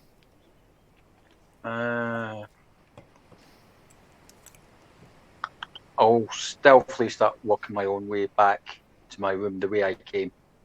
Okay. So you descend the stairs. Yeah. One second. Right. Did you find anything? Yeah, you get back, no problem. Right, okay. Hey, you guys. Is anybody out there? Still here. What did you find? Right, I'll say exactly what you've told me, James. Okay, so, yeah. Blah. A treasure chamber, a few skeletons hanging about, but otherwise... And Merklin looking at the stars for some apparent reason, taking notes, which I thought was very unusual. Did you find the staff? It's on his person. The scepter's on his person at all times, it looks like. Yeah. And he's always got that big brute by his side as well. So I've got a funny feeling that if you can take that big brute on, me and was it Babs, the other one, James? Sorry, what? Old school. Who's old school? It's Becca. Becca. Me and Becca can take on this Merklin. If you had to take him down. Because I've got a funny feeling that this big brute is the former knight who fell and is now Merklin's supposed old master, who's came back from the Crusades, or one of his masters. And I reckon you two could have a nice little ballet together, nice little fray. While me and That isn't necromancy is forbidden. well, Isn't it? the interesting thing was when I was in that chapel, there was 3 statues, and I've described these statues again. Yeah. Now, if it was necromancy, I would have so-called picked up on it, but for some apparent reason, these 3 different deities are 3 different forms of 3 different paths. So we could be dealing with someone who is either multitasking or basically of the old school. Because also in the corridor there was a few religious glyphs on the walls and old texts and scripture as well. So I reckon we're dealing with someone who's been around the block for over years, maybe even longer, because do you know how long it takes to build up a skeleton army? Quite a while. So when was the Crusades? How long ago were they, James? Oh, they've been going for ages. The last sort of major push for the Crusades was about 10 years ago. and it still takes time to build up a skeletonic army. Yeah. Yeah. So possibly his skeletonic army is people who he's invited in, and he's then transformed them over time to become his skeletonic army. So if he's going to go, he's going to go. But the thing is we're going to have to do it quick. I'm going to have to do it fast, because if he kisses that scepter, it's good night Vienna. All right then. I suppose we should be off. Well, the thing is, sorry, what was that, Becca? So you think that the big knight, his bodyguard, is the previous lord? No, I reckon he's one of the four who fell while his other three friends came out, because he was described as a tank, and he took on a lot before these three could escape with their own lives. So basically, I reckon the big brute who's by his side is one of the fallen, the one who fell recently because the other three escaped. So that's why I'm saying Selene should take him on, while me and you take on Fancy Pants. You do have to get to him, though, and those skeletons are still stood watch outside your rooms. Yeah, I know. But the thing is, skeletons... That doesn't seem like... Skeletons can be easily taken down discreetly as long as you do it silently, because if you attack one, it may send off alarm, but if you do it stealthily and by the numbers... It's not like they can scream for help. Exactly. They can chatter, they can clatter, but at the same time, if we do it discreetly and stealthily, and if you time it with the waves... How about this? Can you sneak behind this Merkin? So you want me to sneak up behind him, slit his throat, and chop off his head? Well, sneak up behind him. Becca and I will approach him from the front. I would like to at least give him the opportunity to rekindle whatever suspicions we have of him, and then, when the time is right, grab the scepter from his hand. How about you and Becca keep him occupied? I sneak up behind him, nick his scepter, and take it from there. And now we have. Now that all there is to do is to leave this room and dispatch the skeletons outside. Yep.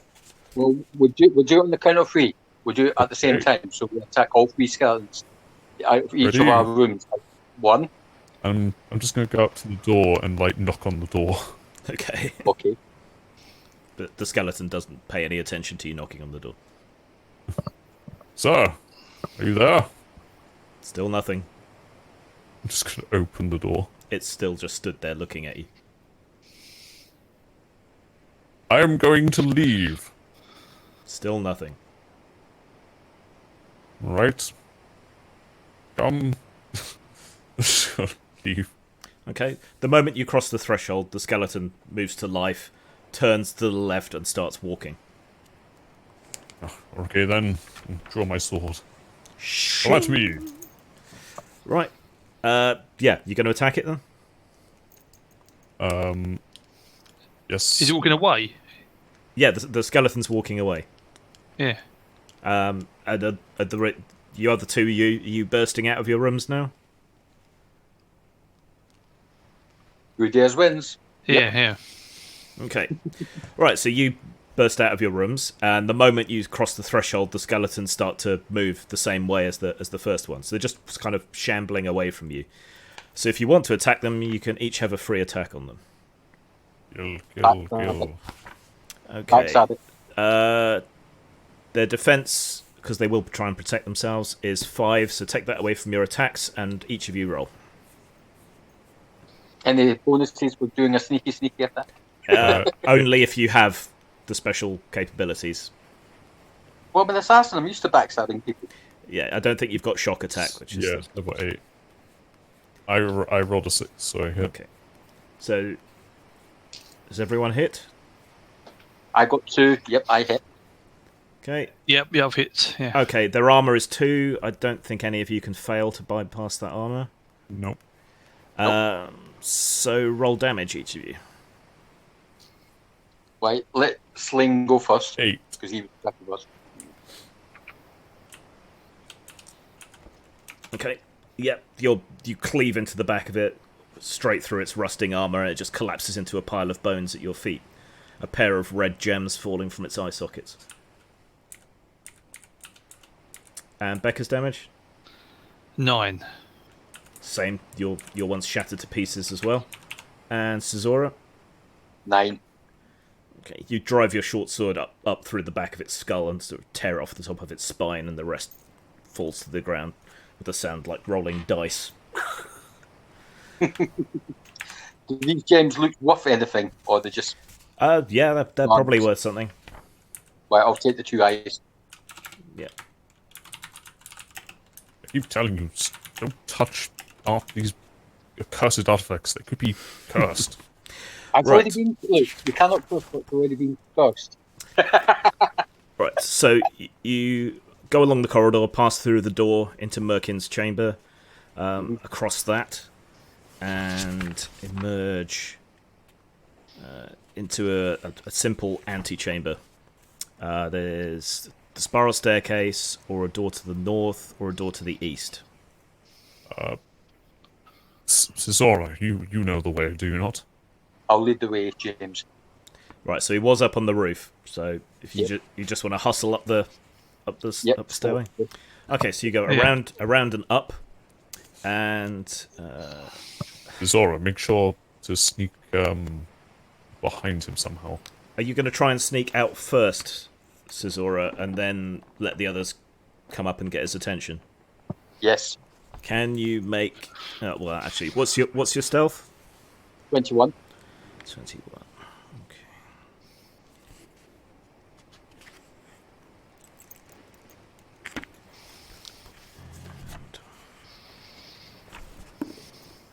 Okay, yeah, you wait for the wave to come, and then quickly sort of slip and slide up through the trapdoor, laying it down again, slowly, and creeping around until you're on the opposite side, ready. Okay, and then who's taking the lead, Elaine or Becca? I suppose I will.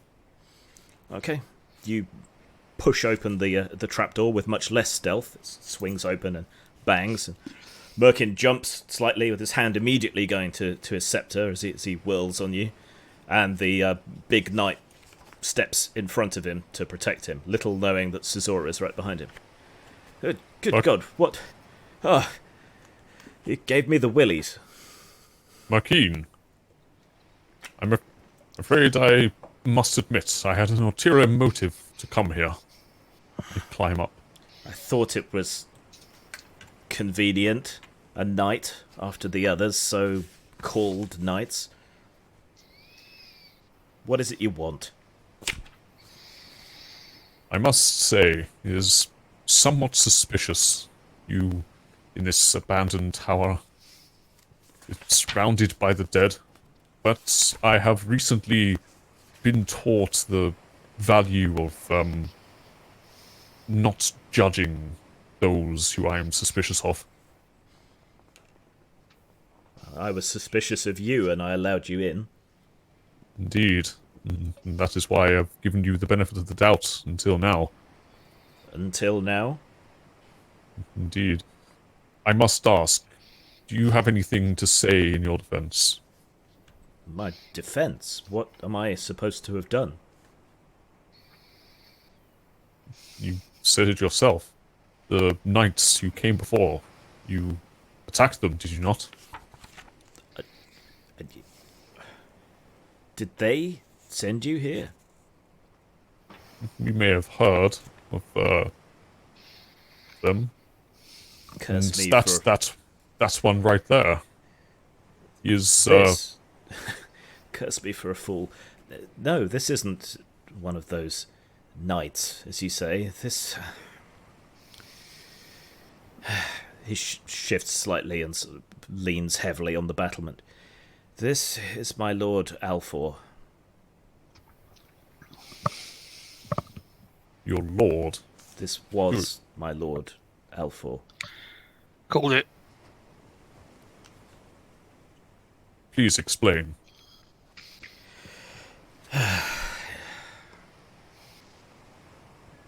This story weighs so heavily on me.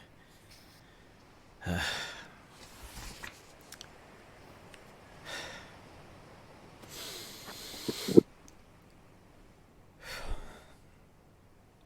decade ago, this castle was the home of Althor, my friend, my brother, and his retainers, and his wife, and his knights.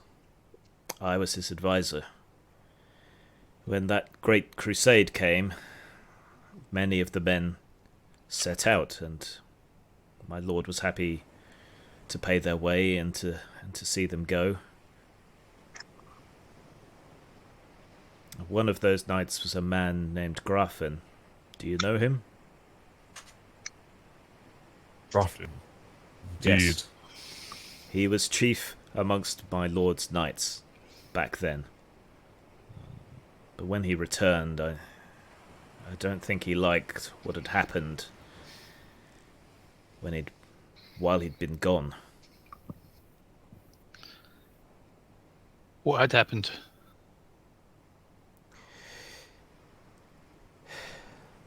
I killed them.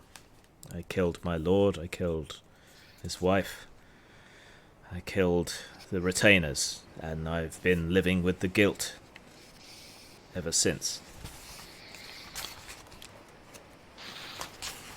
So, if what you say is true, you are guilty of murder. Yes, and no. I'd never killed anyone before then. As I said at the dinner you did not eat, I was an advisor, a household mage, healing magic and reading bones and that sort of thing. What you were before is irrelevant. You killed your lord. And tried to bring him back, and failed. What you tried to do and to mend your mistake is of no matter. It is what you have done that is most terrible. What was the cause of this? Not long after Grafin and the main body of the knights left for the crusade, I discovered this scepter. It was hidden in a castle wall. Lightning loosed a stone after a heavy storm, and I found it there. Fate, perhaps. The scepter led me to a strange underworld in the rock beneath the castle. That's where I learned how to use its power. My lord began to fear me from the power that the stave gave me, even though I was still in his service and I loved him as my brother. But they began to fear me and the things I could do and the power I could wield, and they began to hate me for it. There were whispers, always, but they began to take them seriously. Then Althor and the knights that remained tried to kill me, and I killed them. But you have no reason to believe me. But upon my soul, it's true. I was no traitor. My lord betrayed me. And if what you say is true, then you merely acted in self-defense. Yes, and then a handful of days ago, Grafin returned with 3 men. Demanded entry to the castle. Blamed me even when I tried to tell him the story. And then they attacked me, and I slew one of them, and it brought it all back. I let the rest leave.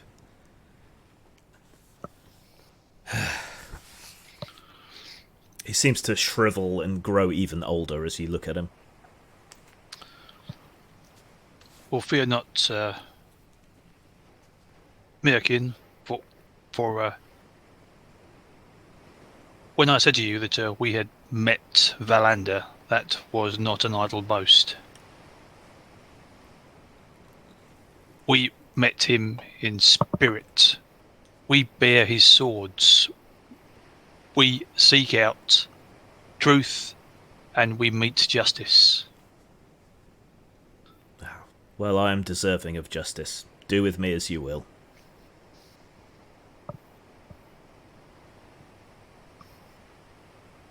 And he kneels down on the black granite roof of the castle tower and bends his head forward. Stand up. In all, we are not your executioner, or we are not your judge either. You are interrupted by a yelling from down below. Oh, it's bloody Graffin, isn't it? Are you going to check? Yes. Right.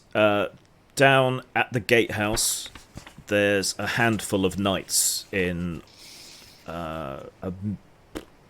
Montombra's livery. 6 of them. They seem to have left the horses somewhere, and they're setting up quite a hullabaloo, and they're piling up driftwood in front of the gate to the main tower. Oh no. Montebrae's livery. Yeah. Necromancer, we've returned. We have been taken for fools, Sir Elaine. We've been played like a common fiddle in a tavern. I do not believe that to be the case. What's this Merkin says is true, then what Griffith told us he did not believe to be a lie. He told us what he believed to be truth, and that is not trickery. We are... No, but Graffin told us that he was still in the service of Aldred, and that was a lie. He's in the service of Montebrae, Aldred's rival. Petty arguments of lords, says Amir Keen, and picks himself up. I only have one request, and that is, I don't want... I should be aggrieved if Hector should die this night, for I owe him a debt. But how can we resolve the situation, Sir Elaine?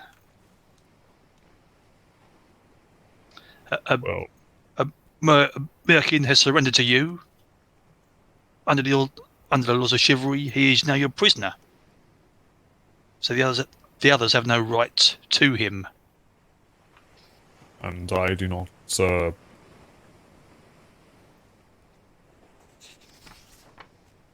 I've said it more than once, but I do not like to be tricked.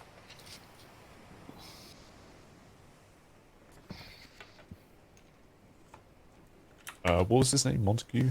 The guy... Montebrae. Montebrae. Is that it? Montebrae? The guy, the knight who's attacking the castle right now. Yeah, his knights anyway.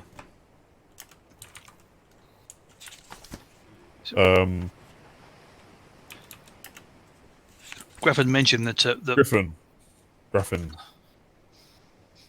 That was his name. Yeah. Yeah. Graffin mentioned that Montebrae was a rival lord.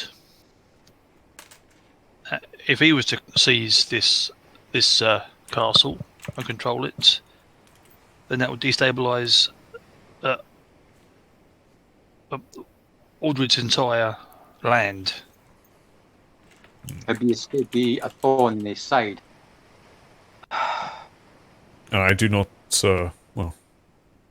we are not knights of this realm anymore. These matters are out of our hands. No, we're not, but we bear the swords of justice and truth. The driftwood is set alight. As the sun sets, you can. It makes it easier to see the flames. One of the knights tosses a vial of something into the fire, and it burns with an unnatural colour. Oh no. Well, we need to repulse this attack. Ah, is there any water we can pour down to... Merkin, shouts orders to the skeletons, and a couple of them quickly go and fill a tub with water and pour it down the front onto the gate. But it only seems to feed the fire, weirdly. The knights down below, a couple of them knock arrows and shoot up at the skeletons as they tip the water. One of the skeletons takes an arrow through the bonds, shattering its skull, and the remnants of it fall down the side, like a minor avalanche of bones. Fine. I'm just going to call out to the knights down below. Raffin! I do not want to spill blood this day, but if you continue this assault on this castle, you will leave us no choice. Graffin is not here.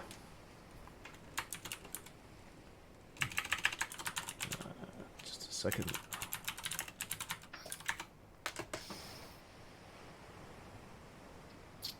How many do you think I can see? 6 knights down there. 6. I am Raphael, in service to Lord Montombre. We are instructed to take this castle. Yes, Elaine, I just remembered. Do you remember when I killed Sir Bjorn, the traitor? Do you remember that? Yes. Yeah. He was an agent for Monterbury. He'd planned to assassinate Aldred. We foiled that plan. These people are scoundrels. I do not like being pulled into other people's business, but we will have to deal with this situation that we find ourselves in regardless. Raphael! And just call out to them again. Yes!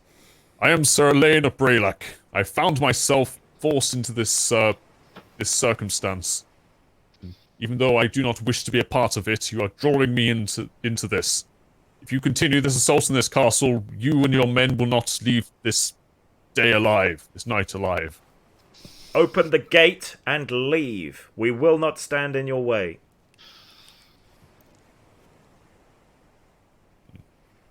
This man here, what's his name? Mackerel is now under my, Angela Merkel. Merkin. This man here, Merkin, is now under my arrest. I will deal with him as I see fit. We are also charged with the execution of Merkin. Under whose order? This Monterbury? I do not, recognize his authority. As I say, I am from Braylac. He is a lord, you are a knight. Fall in a line. Thinking with my noble thing, does Monterbury actually outrank Braylac? Well, he does outrank Aldred, who you were serving, but you don't currently serve any particular lord. So... tricky. Come down so we don't have to shout. Monterbury's a lickspittle who was employing agents and assassins and murderers to kill Aldred. Bjorn was one of them. Why don't you shout that down to them? Well, yeah, I will, yes. Your lord is a lickspittle and a liar and a thief. Come up here and I'll kill you all myself. Come down here and fight. If you insult my lord, we must answer in blood.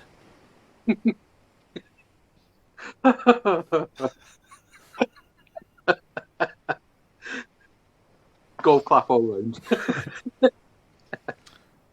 Right, so Come and fight, you fat-hipped donkey woman. How far we are, James? How far we are? go on, Your mother was a hamster. Yes. don't Don't use the B word, or I will wear your testicles for earrings. They're quite far away and down. So I can't fire my crossbow at him then. Not really. Damn! I was going to aim a crossbow for his mouth. Well, they have archers, so you would expose yourself if you... Was it, how many of them? There's several. Six, yes. 6. So So our number 6 of 2. them, including the mouth of the south. I'll ask Merlin, does he have any ideas on how we can deal with this threat? I've seen enough of death, or I would send my soldiers to fight them. If there You is mean some your lord? peaceful way out of this, let us seek that. Well, they want you. They don't bother. They're not bothered about us. They want you, and we're not going to let them get you because you're my friend's prisoner, as we would say. So, Indeed. And I will take him south to Braylac. do you have any cauldrons of oil or anything we can chuck on them? Give them a wash. It will take a while to heat. And they're thoroughly breaking down the door as we speak. Yeah, I know. We just have to go down to meet them. What about the old We'll take Merlin with us. what if we sally forth on our war horses? That they won't be expecting that, will they? Exactly. Yep, you could do that. Trample them down. Well, I've already told them if they break down that door, we're going to defend ourselves. Yeah. It'd be a transgression to attack them, but if they do what I told them not to do, and we defend ourselves, then Braylac is in the clear. Merlin, my dear friend, can I ask you a quick question? Yes? You're off this castle, right? Yes? Is any secret passages out onto the coast? No. A way Is of it back egress door? is a way of ingress. I just use So there's magic if I need to get around.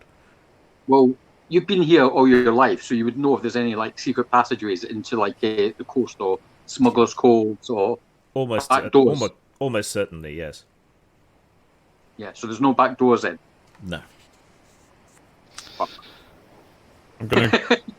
I like the idea of getting on the war horses and waiting for them to break down the door, and then charging out the second. Or better still, Yeah. we can have them Merkin on the back of one of our war horses, get the skeletons to open up the gates right at the right moment, and then we'll stampede out. How's that sound? It's within another castle, won't they? I think I don't want to surrender this castle to Monteverde's men. Well, you can't defend. We can't defend it. They only want Merklin, right? And if they want Merklin, they're gonna have to get through Selene, me, and you, Bex. So what my advice is get on our war horses, and at the right moment, get the skeletons to open up the doors or whatever's at the front, and just rush it. No stop. Just stampede, whoosh. Go like the wind. Are you up for that? I'm just going to call out someone one time and just say, Raphael, Yes? this castle, we cannot defend it. If it's what you want, then it is yours. But we are taking Merklin. Mackerel with us. Merklin! Mackerel. I am under strict Thank you. orders. I cannot honor that. If you try to escape with him, we will have to stop you. And If you hand him over, you may leave. And if you try to break down those doors, we will have no choice but defend ourselves. So be it. Okay then. Fine. You be that way. Come on, let's get into the courtyard. Okay, 1 sec. I need to look something up quickly. Yeah. Oh yeah, my battle elk has a special charge attack. That's Yeah. pretty nasty. With the horns. Kinky.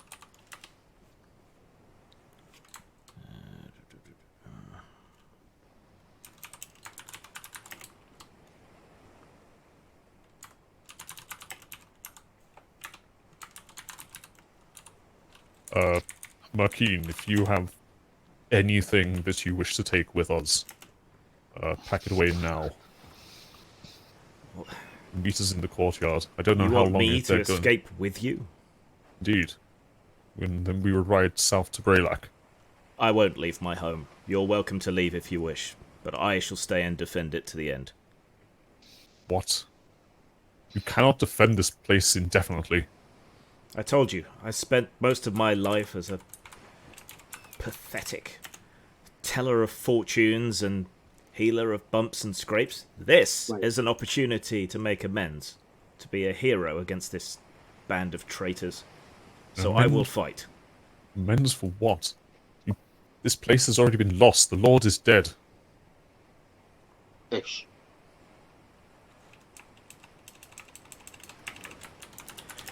Right. Nonetheless, I'll stay, but I will come with you as far as the gate.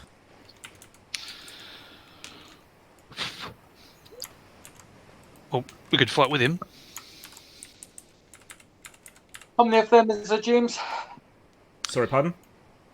How many of them are there? Six at the gate.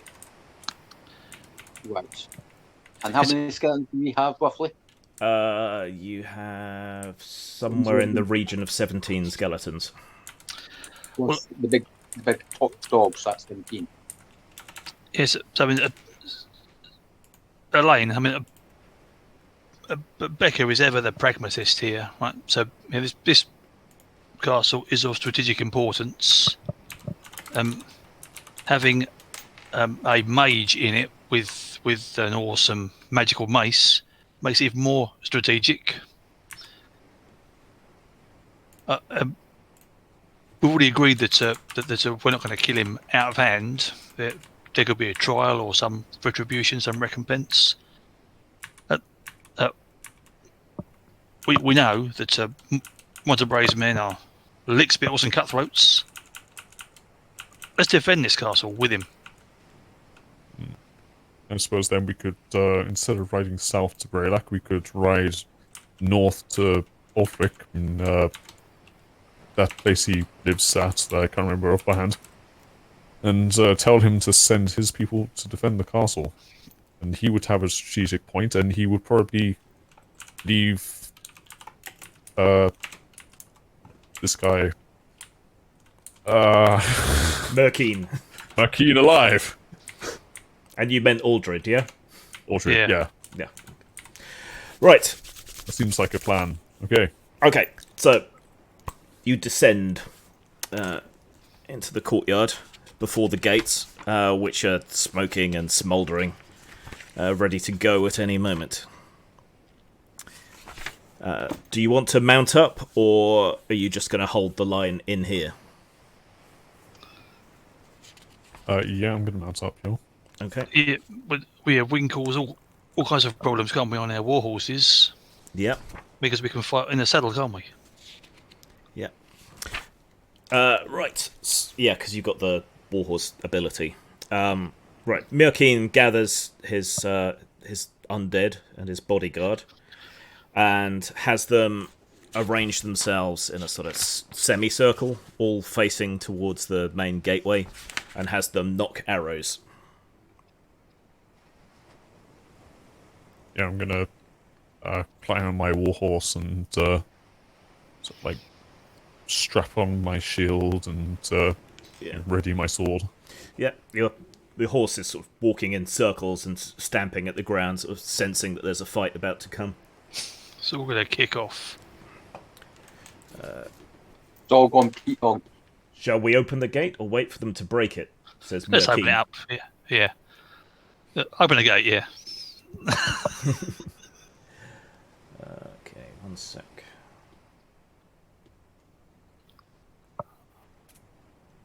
Oh, just remember, if Hector is there, don't kill him. I want him alive, right?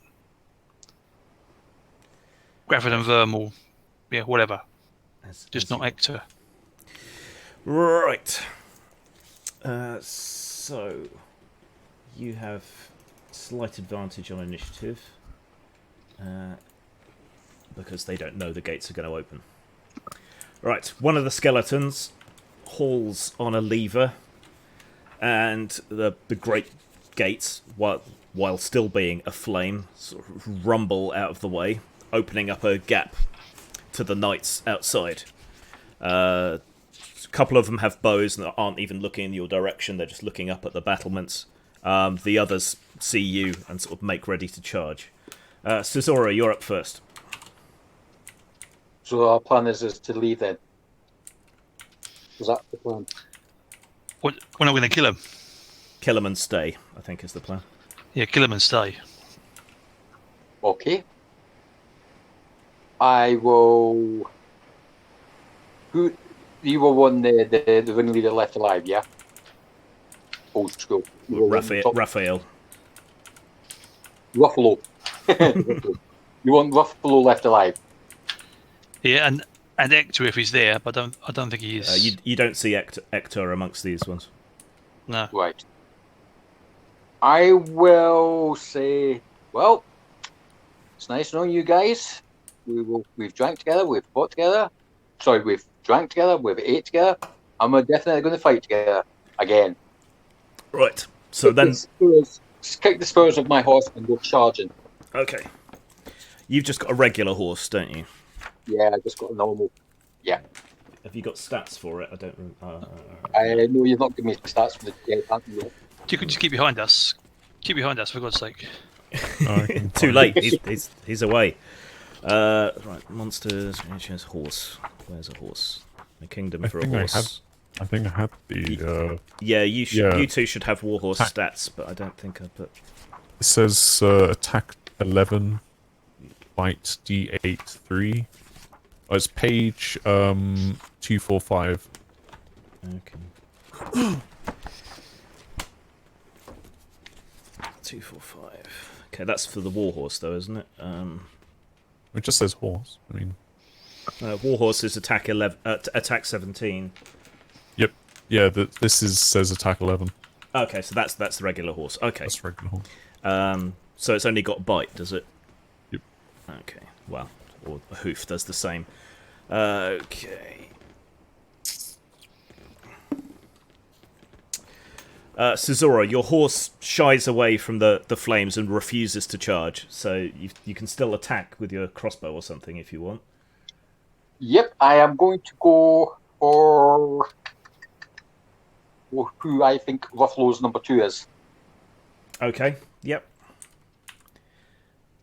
Right, so you level your crossbow in one hand over the other where you're holding the reins and take a shot. What's your attack? 16. Okay, drop it to 12 and roll to hit. 4. Roll to bypass armor. That is 9. Okay, and damage? 8. 8. Okay, that smacks into his mail and sort of breaks in half with several of the splinters sticking into him. He grunts in pain with half the bolt still stuck in him, but it's still standing. Elaine. Yeah, I'm going to charge out and sort of lean over and slam my sword into that guy who just got hit by a crossbow bolt. Okay, and who do you want your horse to attack? Just the first guy in the way? Yeah, just charge straight through someone on the way to this guy, I guess. Does it have 2 attacks? What was it, page 240 something, was it? Let's...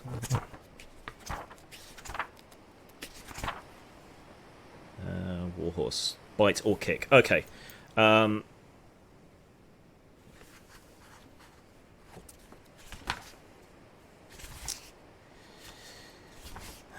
the stats for the knights? There we go. Okay. Yeah, go for the same guy then, you and the horse.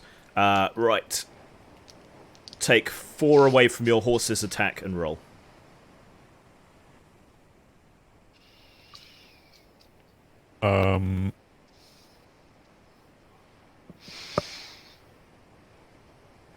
It misses. It misses. Okay, so he manages to step out the way and doesn't get trampled, but then you can hack down with your sword on your way past. So take 4 away from your attack and roll. Yeah, I hit. Okay, roll to bypass armor.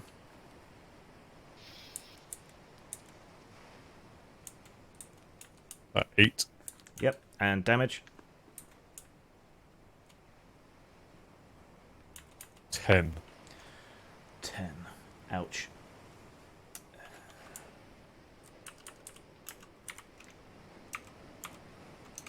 Okay, so you come hurtling out on your horse with froth at its mouth, kicking up burning fragments of wood and sand as it charges.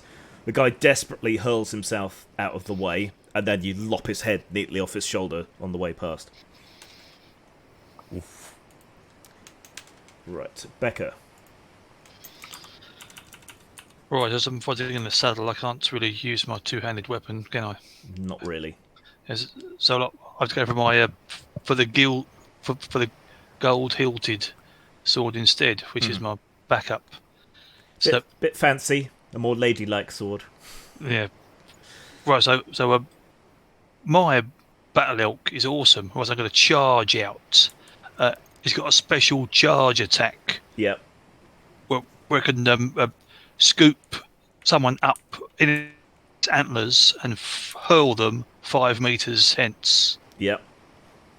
Right, so it's at speed 15. I'm going to try to hurl one of these knights and dash them against the rocks.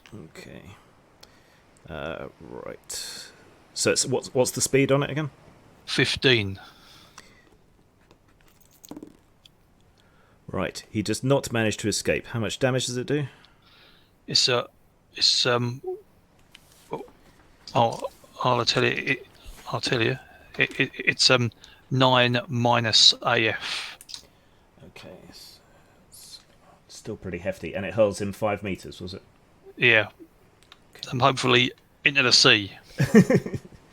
So that's.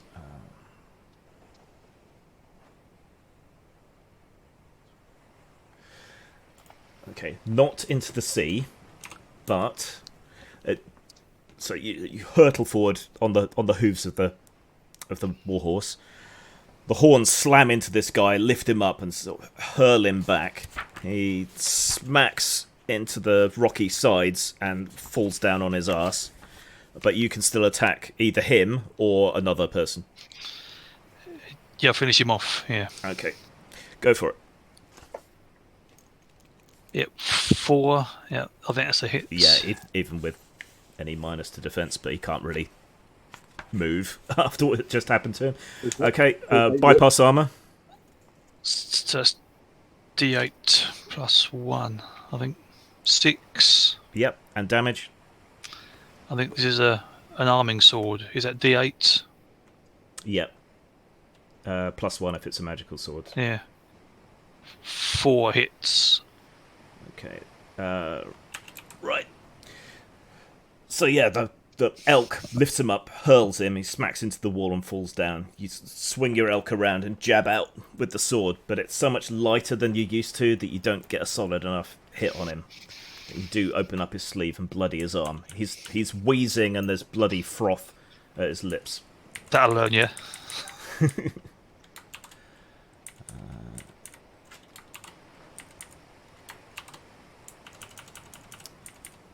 Right. The skeletons open fire on the remaining knights. So that's a lot of skeletons.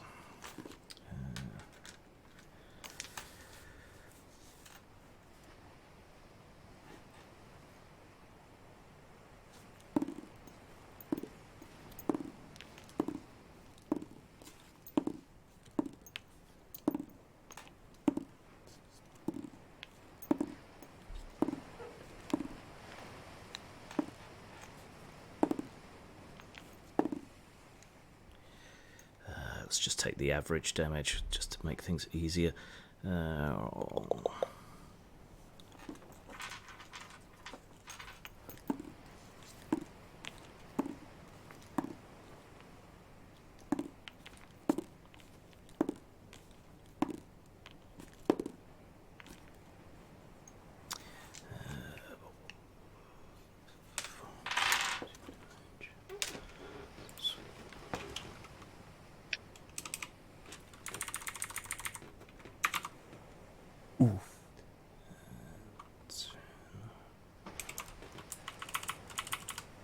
Okay, so a forest of arrows comes hurtling through, miraculously not hitting any of you. Cuts down another knight and finishes off the one that you were just stabbing. So there's 3 knights left. Right, and that's the end of that turn. Next turn, Caesura. I'm going for the one that I basically attacked first. The one you crossbow bolted, he's already been cut down. Did the Right, knights okay. not attack us? Uh, Oh wait, was that a surprise round? That was Yeah. essentially a surprise round because there's not really a lot they can do. Took 3 of them down. Excellent. Actually, the knights who had the bows could still attack. Let me just do that. Okay, yeah, you lose a couple of skeletons to bow fire, but that's it. So sorry, carry on. So Caesura.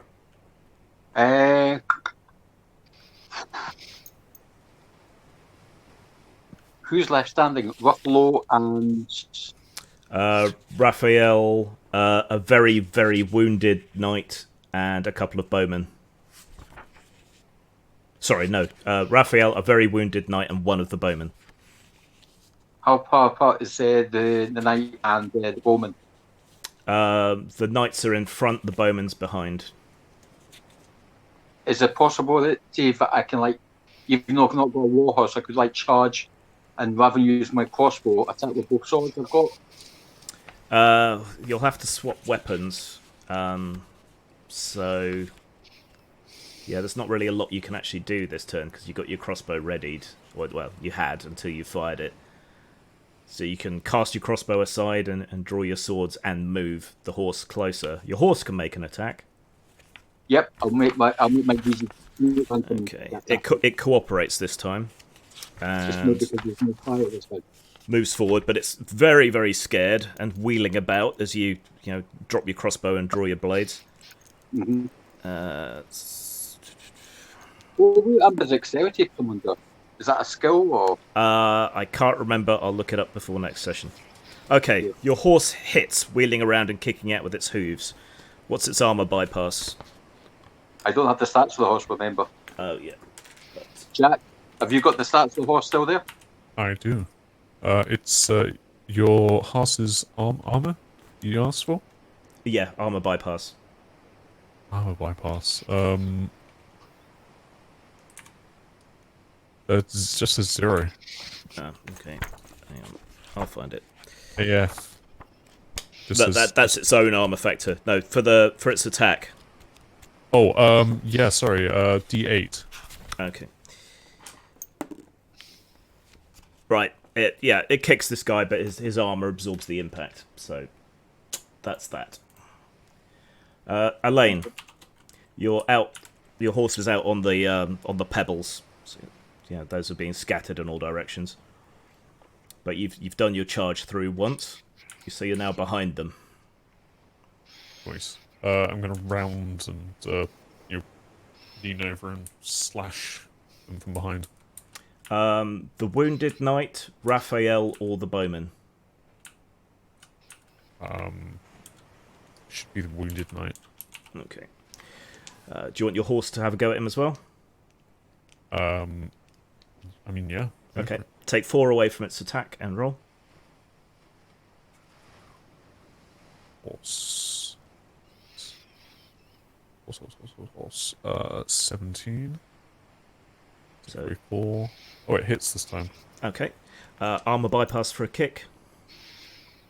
D10. I rolled a 1. Okay. So, alright, your horse rears up and then slams down with its hooves, sort of striking the side of his helmet, dinging it inwards, but he seems to be alright. Until Nice. you probably finish him off. So, your attack? I don't know.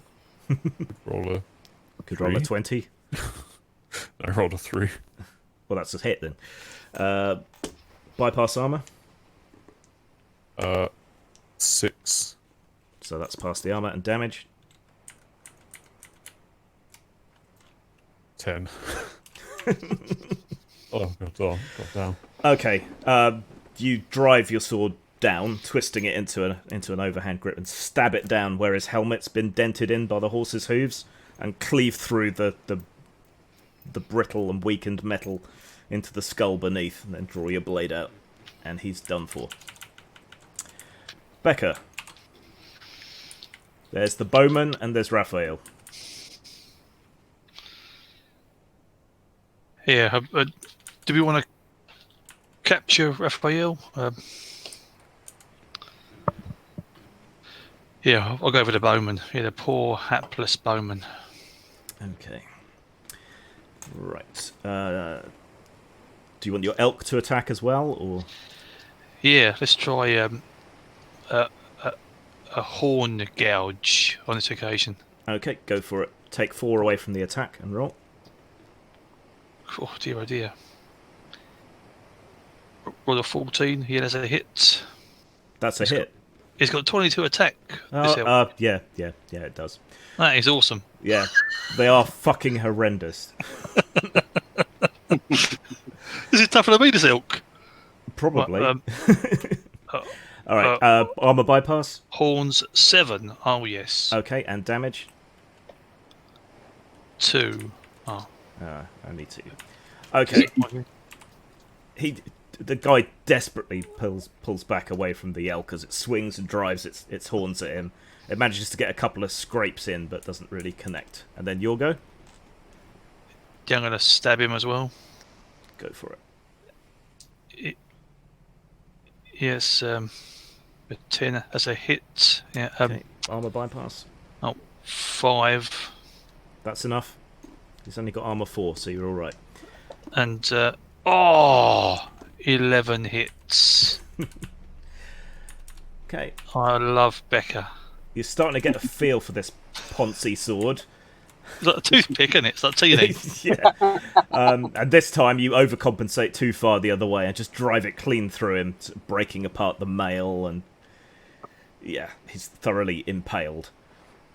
And it takes the strength of your elk moving on for you to be able to pull the sword free, leaving just Raphael. Okay. Yeah. Who's laughing now?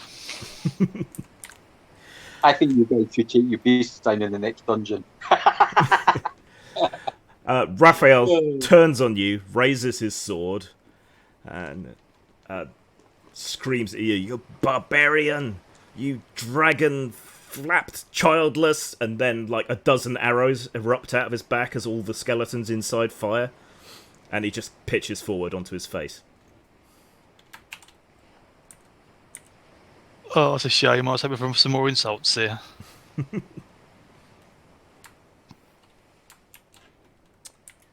Oh, well, we were awesome there.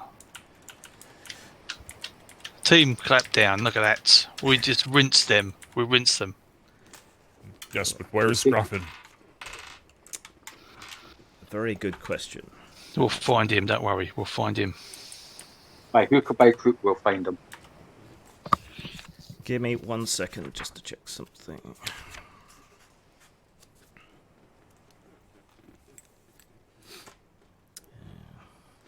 That went quite quickly, actually. I was expecting a bit longer. Would never underestimate a cavalry charge. They are awesome. They are. Oh, And there's not usually room in dungeons, so it makes a nice change.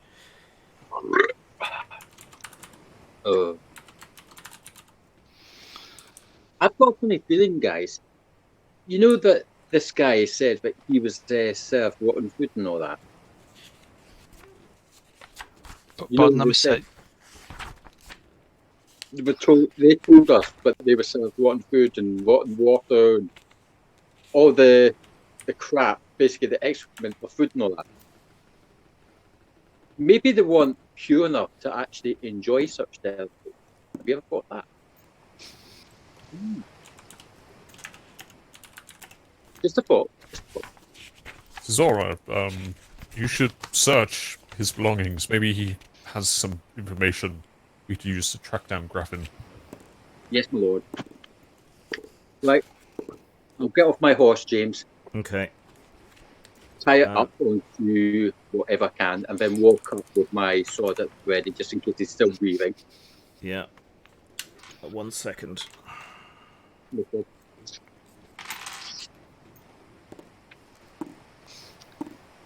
Yeah, well, I think you're right, Caesora. Is it? Merkin, he's not a fighter, is he? You know, he's no. Right, so you sort of wheel around a bit just to make sure there's no others in sight. Caesora jumps down and starts to go through Raphael's belongings. And then you hear a terrible scream of agony from back in the castle. Ah!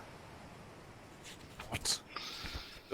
Back to the castle. Oh, we're outflanked. Oh no. Looking back inside, you see Merkin face down in the middle of the courtyard with a bunch of arrows in his back, and his bodyguard is just dissipating into mist, and the skeletons are collapsing into piles. Oh no. Someone's The soldiers in the front were a ruse. So, what are you doing? How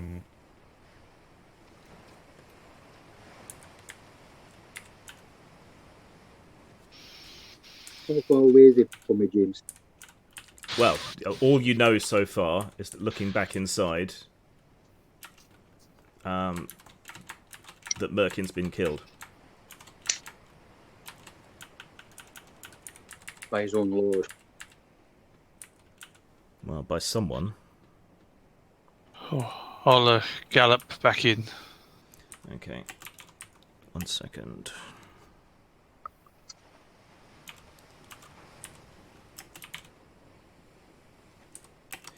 Okay. You gallop back in, and you hear a cry coming from up above you. Ho there! Who goes? It's Gruffin. How went the fight at the gate? They're all dead. Everyone?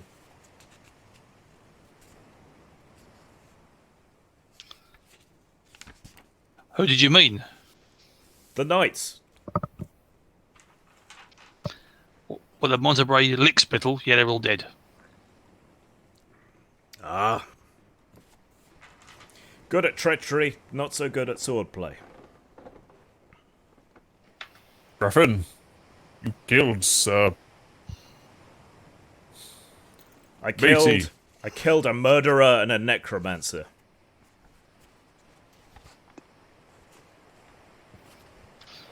How did you get inside the castle? Well, once the distraction was in place, we brought ships up behind, not caring if they wrecked or not. We padded them out with sacks full of hay, drove them onto the shore, and I scaled the side and let down a rope for my compatriots, after which we killed Merkin. You played your part beautifully, apart from killing all 6 of Montombra's men. I'm sure he'll be terribly upset, but I'm also sure this castle will be more than adequate recompense for his trouble.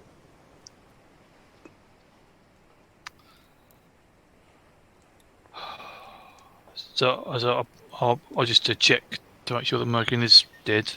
He looks dead. He's thoroughly dead. How Damn. many arrows are like in his back? And can we I'm see gonna the archers? I'm going to trouser the scepter immediately. Yep. Looking up, you can see Graffin and his compatriots and a few other knights in Montombra's colours, with bows drawn, arrows knocked, looking down at you. Oh dear God. How many? Time to leave. 8 in total. Bollocks. That's not good odds. Yeah, without magical artillery, that's a bit of an ask. Time to leave. Is Hector there with them? Yes, Hector is there with them.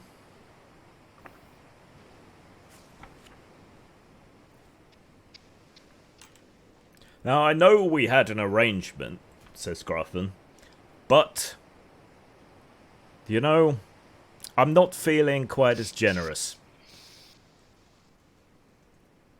I suggest you leave now.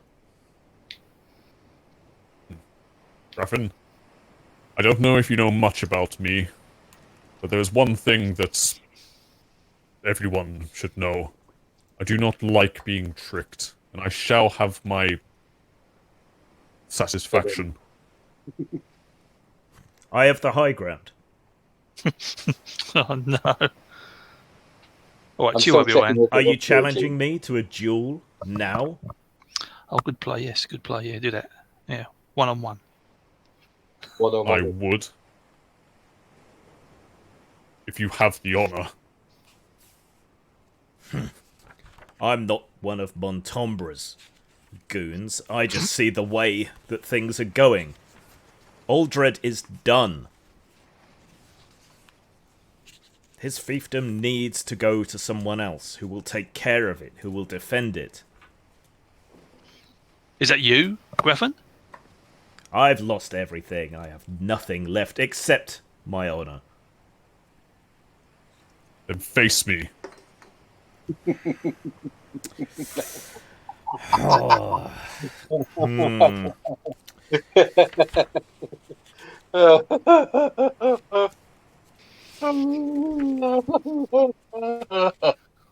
Sorry. Ector sort of leans into the side of him. Says, "Sir, he's issued challenge.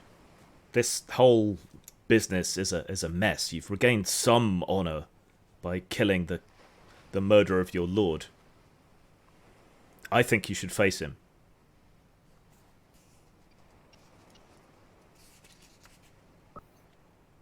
He seems to ponder for a moment, and then says, "Stand guard, in case of any tricky business," and draws his sword and makes his way down.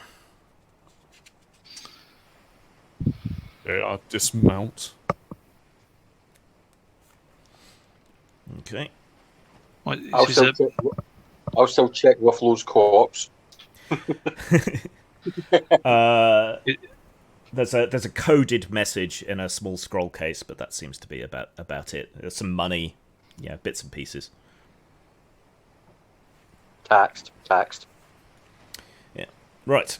Graffin comes down, tears off the Aldred tabard he's still wearing, tosses it to the side, and hefts his two-handed sword up over his shoulder.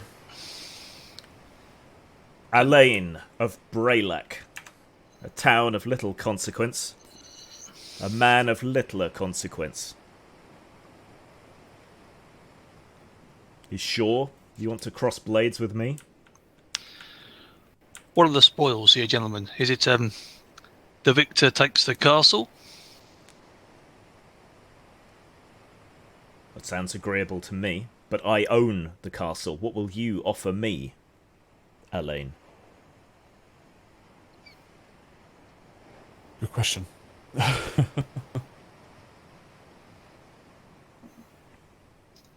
If I win, you renounce your title.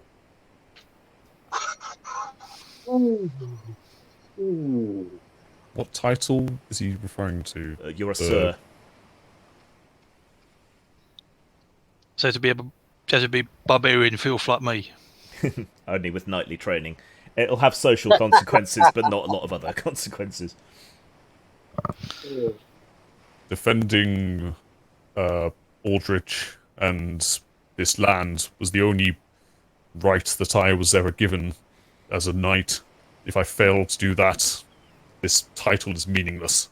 Fine, so be it. Then let's To the fight. death? Is it To the death. to the death? Yeah.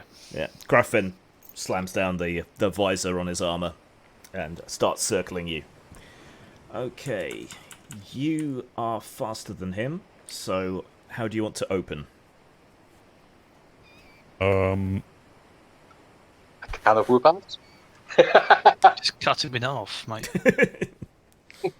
Just holding shield up, sort of circling, judging to see if he's going to strike. And then, as soon as he looks like he's going to wind up, getting close and slash across his chest. Okay. Yeah. I mean, he's got a big sword. It's slow to use, so yeah, it signals his moves pretty easily. Right. So, what's your attack? Attack is 20. Is that with the bonus for the magic sword? Yes. Okay, his defense is 13, so that gives you 1 to 7 to hit. Tense. Put that. Do you want to make a bet on this, Becca? Yeah. Yep. I'm already on my horse. Aha. I'm gonna So, what did you get? 4. So that's a Oh hit. yes! Roll to bypass armor. Sort of shaking. 6, 7, 8, 9. Okay, straight through. Damage. This is going to hurt. 7, 8, 9, 10. 10. Oh yes. Use your daddy. Use your daddy. Okay, so he moves to wind up, and then you step in, protecting your unguarded side with your shield, and stab out. Your blade passes underneath the breastplate of his armour, sort of through the soft padding underneath, and sinks a good couple of inches into his belly, cutting more of the skin as it pulls free, scarlet with blood. He grunts and swings his girt sword at you. What is your defense? My defense is 12. 12. Pretty evenly matched otherwise. Right, so he crashes his sword down onto your shield. Well, maybe, but he's hit you. What's your armor factor? My armor It's factor full plate, isn't it? is So it's 5. 5. Yeah. Shield parry. Okay, yeah, roll a d6. If you get a 1, you catch it on your shield.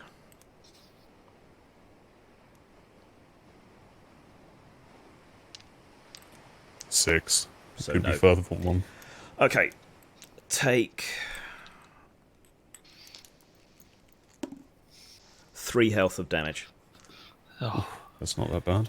So he doesn't even bother trying to get past your shield. He just smashes his two-handed sword down into your shield, sort of staggering you, knocking you, and hammers into it repeatedly until your arm's going numb, and you can feel your muscles starting to swell and seize under the constant battering. He's going to break your arm if he keeps it up. Your turn. So, as I'm holding my shield up and he's just slamming his sword down on top of me, I'm going to try to, run into him to sort of, push him back away from me, and then when he's away from me, again, slash my sword down across his chest on the other side. Okay, go for it. It's a lot of description. It's all the same thing, though. Well, 5! I take stuff into account a bit, if it's applicable. So that's a hit. Roll to bypass armor. Oh, fucking hell. 7! That's And- 10 in total. And damage. This is tense, isn't it? This is tense. 2, so 5. Okay, so you're sort of knocked down and down and down. You let your muscles tense and your legs coil like a spring, and then as he's on the lifting his sword back again for another strike, you shove up. So he's got the energy of the backswing of his sword, plus you slamming into him. You drive him back and slam him into the wall, and then step back and bring your sword down in a slash. It severs part of the leather strapping for his armor at the top and cuts into the side of his neck. Blood starts to spill out and run down the whole front of his armor, of his breastplate. And he sort of gurgles and coughs, but he's still standing, looking at you in abject hatred. So he somehow musters the energy to swing his blade again, and strikes you. Come on, miss. The blow's weakened by his loss of blood, and it just slams into your plate, into your plate of your forearm, just scarring the metal but failing to penetrate any flesh underneath. Oh, thank God. Your turn. Go your gra. Oh, 1! Okay, how do you want to finish him?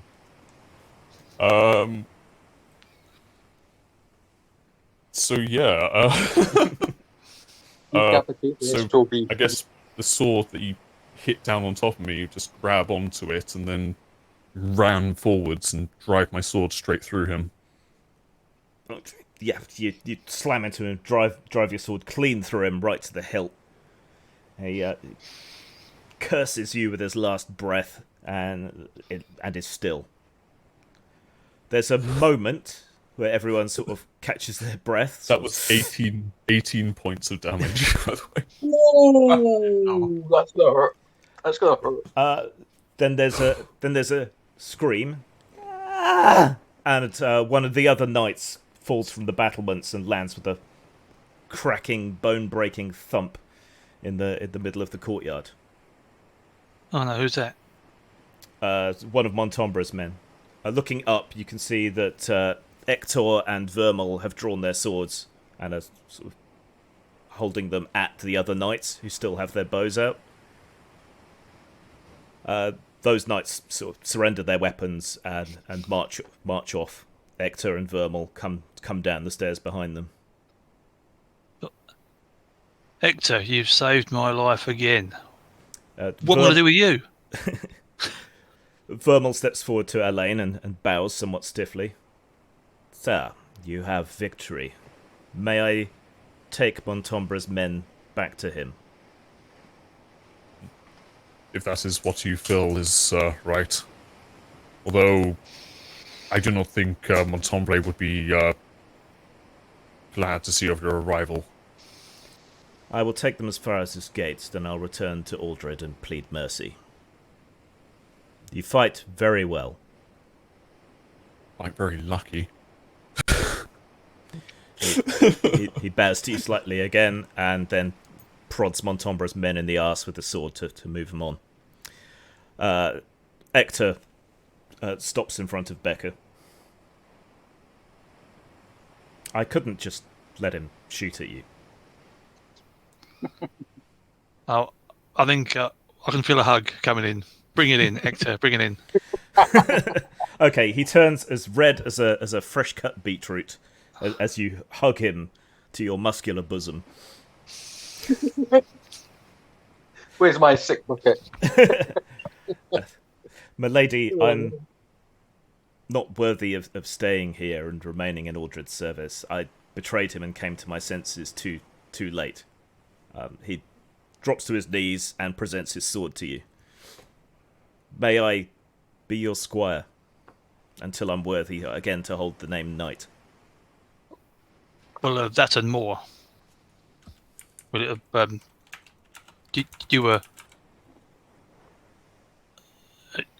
you already show the qualities that a knight should possess. Get up, get up. Okay, he lifts his sword higher for you to take. Yeah, I'll take it, yeah. Okay, he rises. Thank you, lady. Right, so that's all dealt with. Now what? Well, I did not expect that to happen. I'm reading the Dear John note from the guy Ruffalo. I'm reading the Dear John note. Yeah, it's in code. It'll take a while to crack the code. All right, okay. So, how many prisoners are there? There's 4 prisoners, which Vermal is taking back to Montombre. On his own? Yeah. Would he be alright with that? Probably. Do you want me to go with him? Hector asks. It's probably safer, isn't it? And where shall I find you when I return?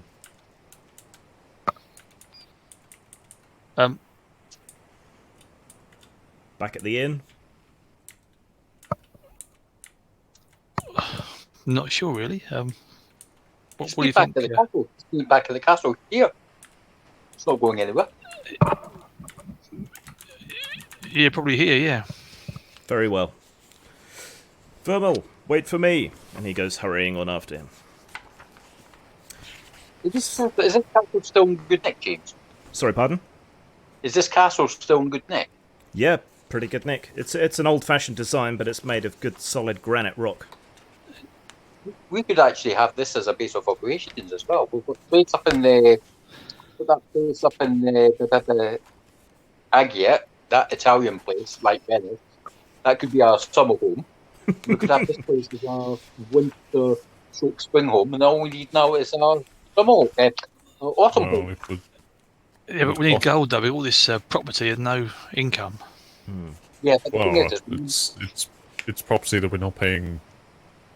yeah, squatters Rental. right. Spoils right. It spoils. Yeah, it's only upkeep and stationing people here that would cost the money. And I'm certain that Aldred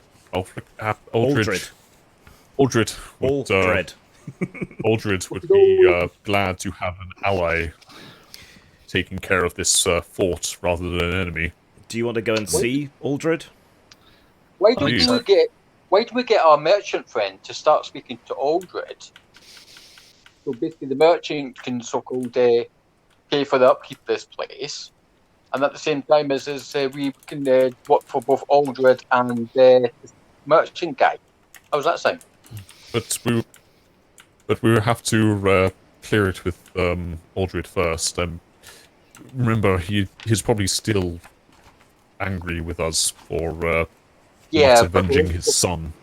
Yeah, but we also got rid of a traitor who's bringing his downfall by taking a castle on his estate.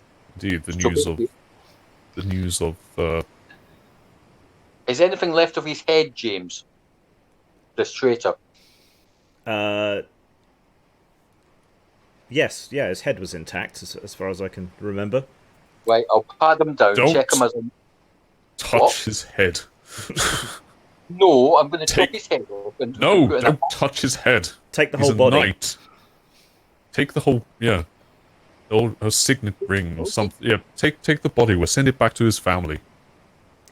If you take Right, you his body and maybe maybe Raphael's body, he seems to be someone that might be recognised. That would give you more to show Aldred. Yeah, I'll do that then, James. Okay, and then you can come back to the castle and finish looting it Yeah. when you want. We Okay, can't so we'll just leave it we'll just- undefended. Well, Ector's going to come back here so he can look after it for the time being. But right, so we'll just do the scene with Aldred, and then we'll stop. So yeah, you return to Aldred's estate. The guards don't seem too happy to see you, and by the time you get to the front of the manor house, several of the knights have arranged themselves. Some with bows and arrows, others with shields and swords, waiting for you. The steward comes out from the house, swaddled in furs and a big heavy sort of chain of office, and sort of tiptoes around the knights and comes up to you. Elaine, Becca, Caesora, I didn't think you'd show your faces here again, or any of the rest of you. Yes. But we have some news that Aldred may be quite pleased to hear about. In If you fact, think- it may be good enough for him to turn his mind upon our return to these lands. All he thinks of is the death of his son, a death in which you and your friends were complicit. Were I to allow you to see him, he might well die of grief.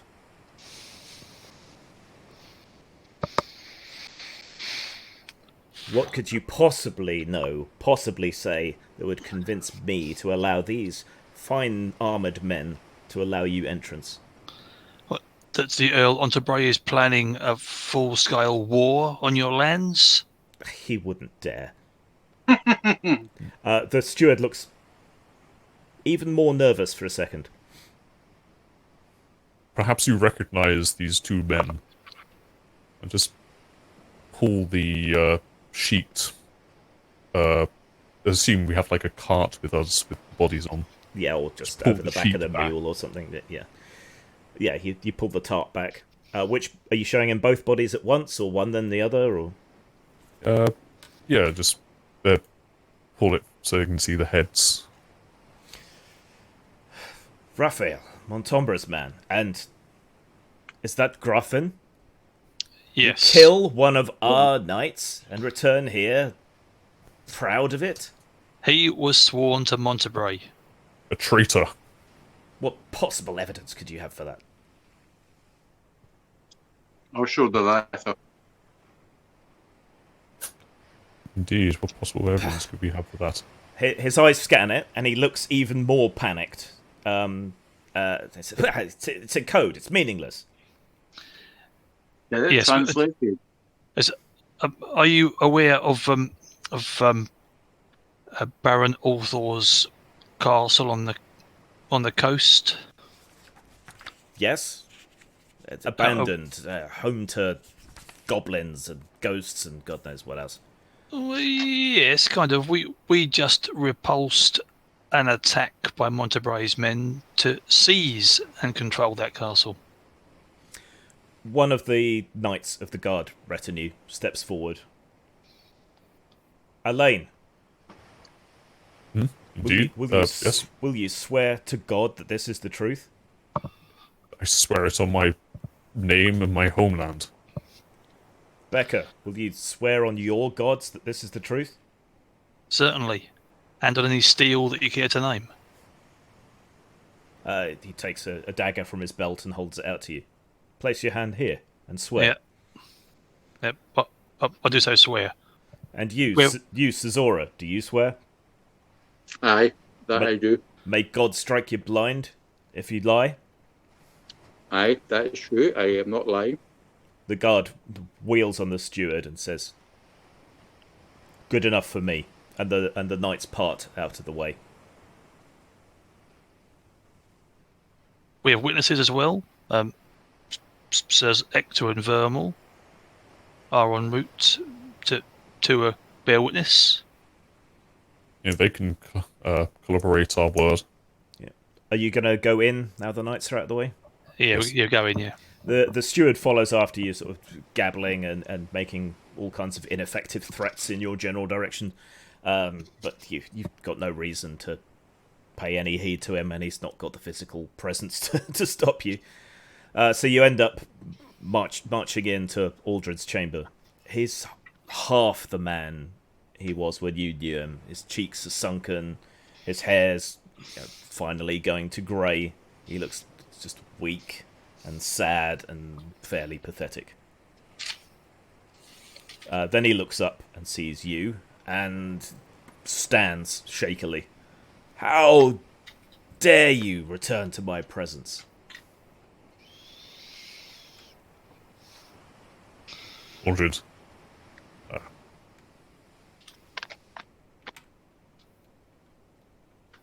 I'm trying to think what to say. I can't actually think of anything. He steps towards you with his hands outstretched like he's going to throttle you. My lord, we would not return save to expose more treachery. Who would drive a dagger in my back now? Graffin, his corpse is outside. You killed Graffin? He'd sworn to Monterey. Snake. You have evidence? Yes, we do. Yes. Sirs Ector and Vermal witnessed his treachery. He was slain in single combat by Sir Alain. Then I won't hang you until I hear these other knights' word. And, Lord, we believe that Earl Monterey is building towards a full-scale military attack. He tried to take Lord Althor's castle on the sea. We repulsed that attack. Okay. So eventually, Ector and Vermal can either be sent for or will turn up under their own steam. They'll swear oaths as well. Aldred finally softens, particularly as he realises the greater threat that Montombra now presents to the whole area. He won't take you back into his service, but you're welcome in his lands again. Aldred's scholars managed to decipher the note, and it exposes the steward as also being part of Montombra's plot. So Funny that. he's hanging from a gallows within the hour. And Aldred still seems a shadow of what he used to be, a haunted man, but he is at least paying attention again. So the castle is yours by right. I need it to defend my lands. I can grant you the former lord's rights, or I can purchase the castle from you. Or perhaps you have another idea. Well, we would require the castle as a base of operations. Then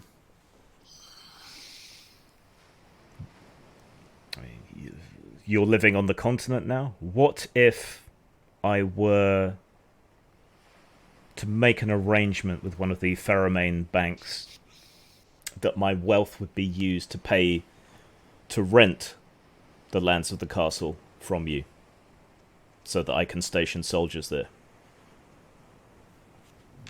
It seems reasonable, but we do not plan to remain in Pheromane for long. We are men of Ellisland. Aye, and that's in the blood. We wish to return to these lands, but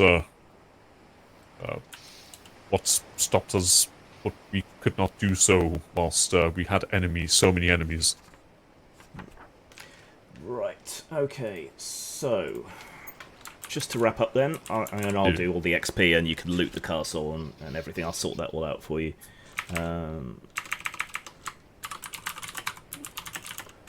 Should have sold the castle. Zero Lane. Cool. There's a lot of money in it there.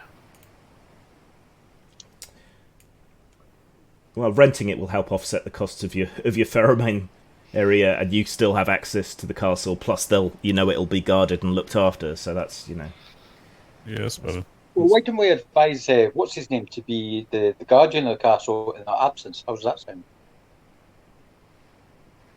Sorry, to make who the guardian? The one who basically showed us his sword to Vex. Ector. Yeah, let Ector run the castle with a garrison. Yeah, you could do that. Yep, you up for that, guys? Yeah. Yeah. Because he's quite a reasonable chap. He's a bit weak of spine, but yeah. Also, we can't stay in Pheromane forever. We have to return to Fantasy England land. The name I keep forgetting. Ellisland.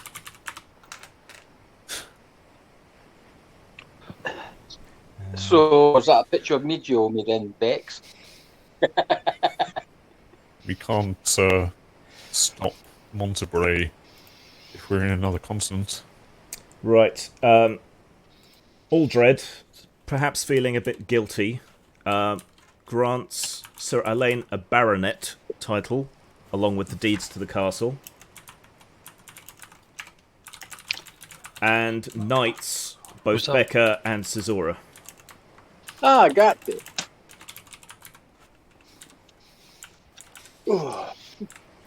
And we're done. So, yeah, other than all the paperwork, which I'll handle and update your sheets accordingly. So that means I'm not Sir Elaine of Braylock. No, you're Baron Lord Elaine of now. Braylock. You're Baronet, Elaine. Baronet? Mm-hmm. So, Lord Tin Man. Yes. And So- what's this place called? I don't know what this place is called. The castle. Yeah. Baronet? Yes. Oh. This is a minor... I don't think it has a name, is it? It probably does, but I can't see it immediately. No.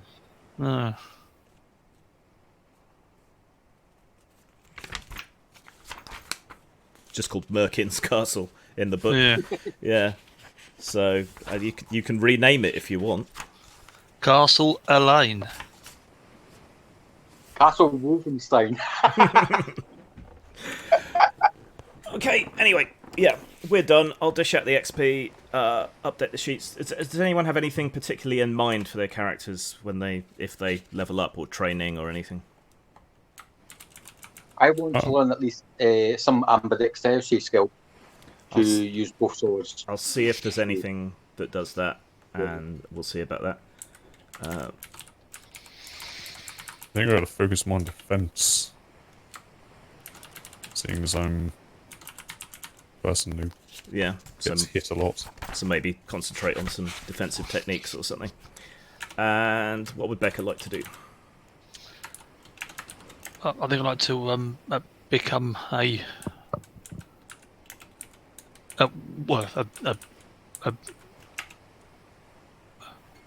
a master with a sword, really. Okay. So concentrate on your sword training. Yeah. Train yourself, eh? Oh. Just a one-trick pony, but it works. If the trick's good, the pony's good. Right, cool. Thanks for playing, guys. That's great, Jim. That's great. That adventure did not go at all how I was expecting. No, that was weird, wasn't it? Yeah, but Really? It's all in the hands. but it was good.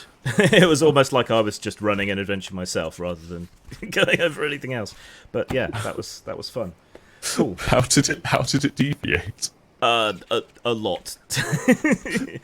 But yeah, there was a game-breaking magic item there, which fortunately isn't going to really factor in from now on. So I'm happy about that. But yeah, it's all good. So next time, which should be Thursday, we will be commencing on the Elven Crystals campaign. Wow. So Oh yeah, I forgot the scepter. yeah, you've I've got the- still got that. I've got that noted down. So Yeah, but yeah, I'll just have to. Yeah, is that the game breaker? That's the. it can be, yeah. Yeah. So, all right, I've got to go. So, take care, everybody. Thanks for watching, if you were watching. Thanks for playing, people who were playing. And we'll see you all probably Thursday. But there won't be a game this weekend because my normal gaming group is getting together. So, have a good one, everyone. Night night. I like you. Cheers. Bye bye.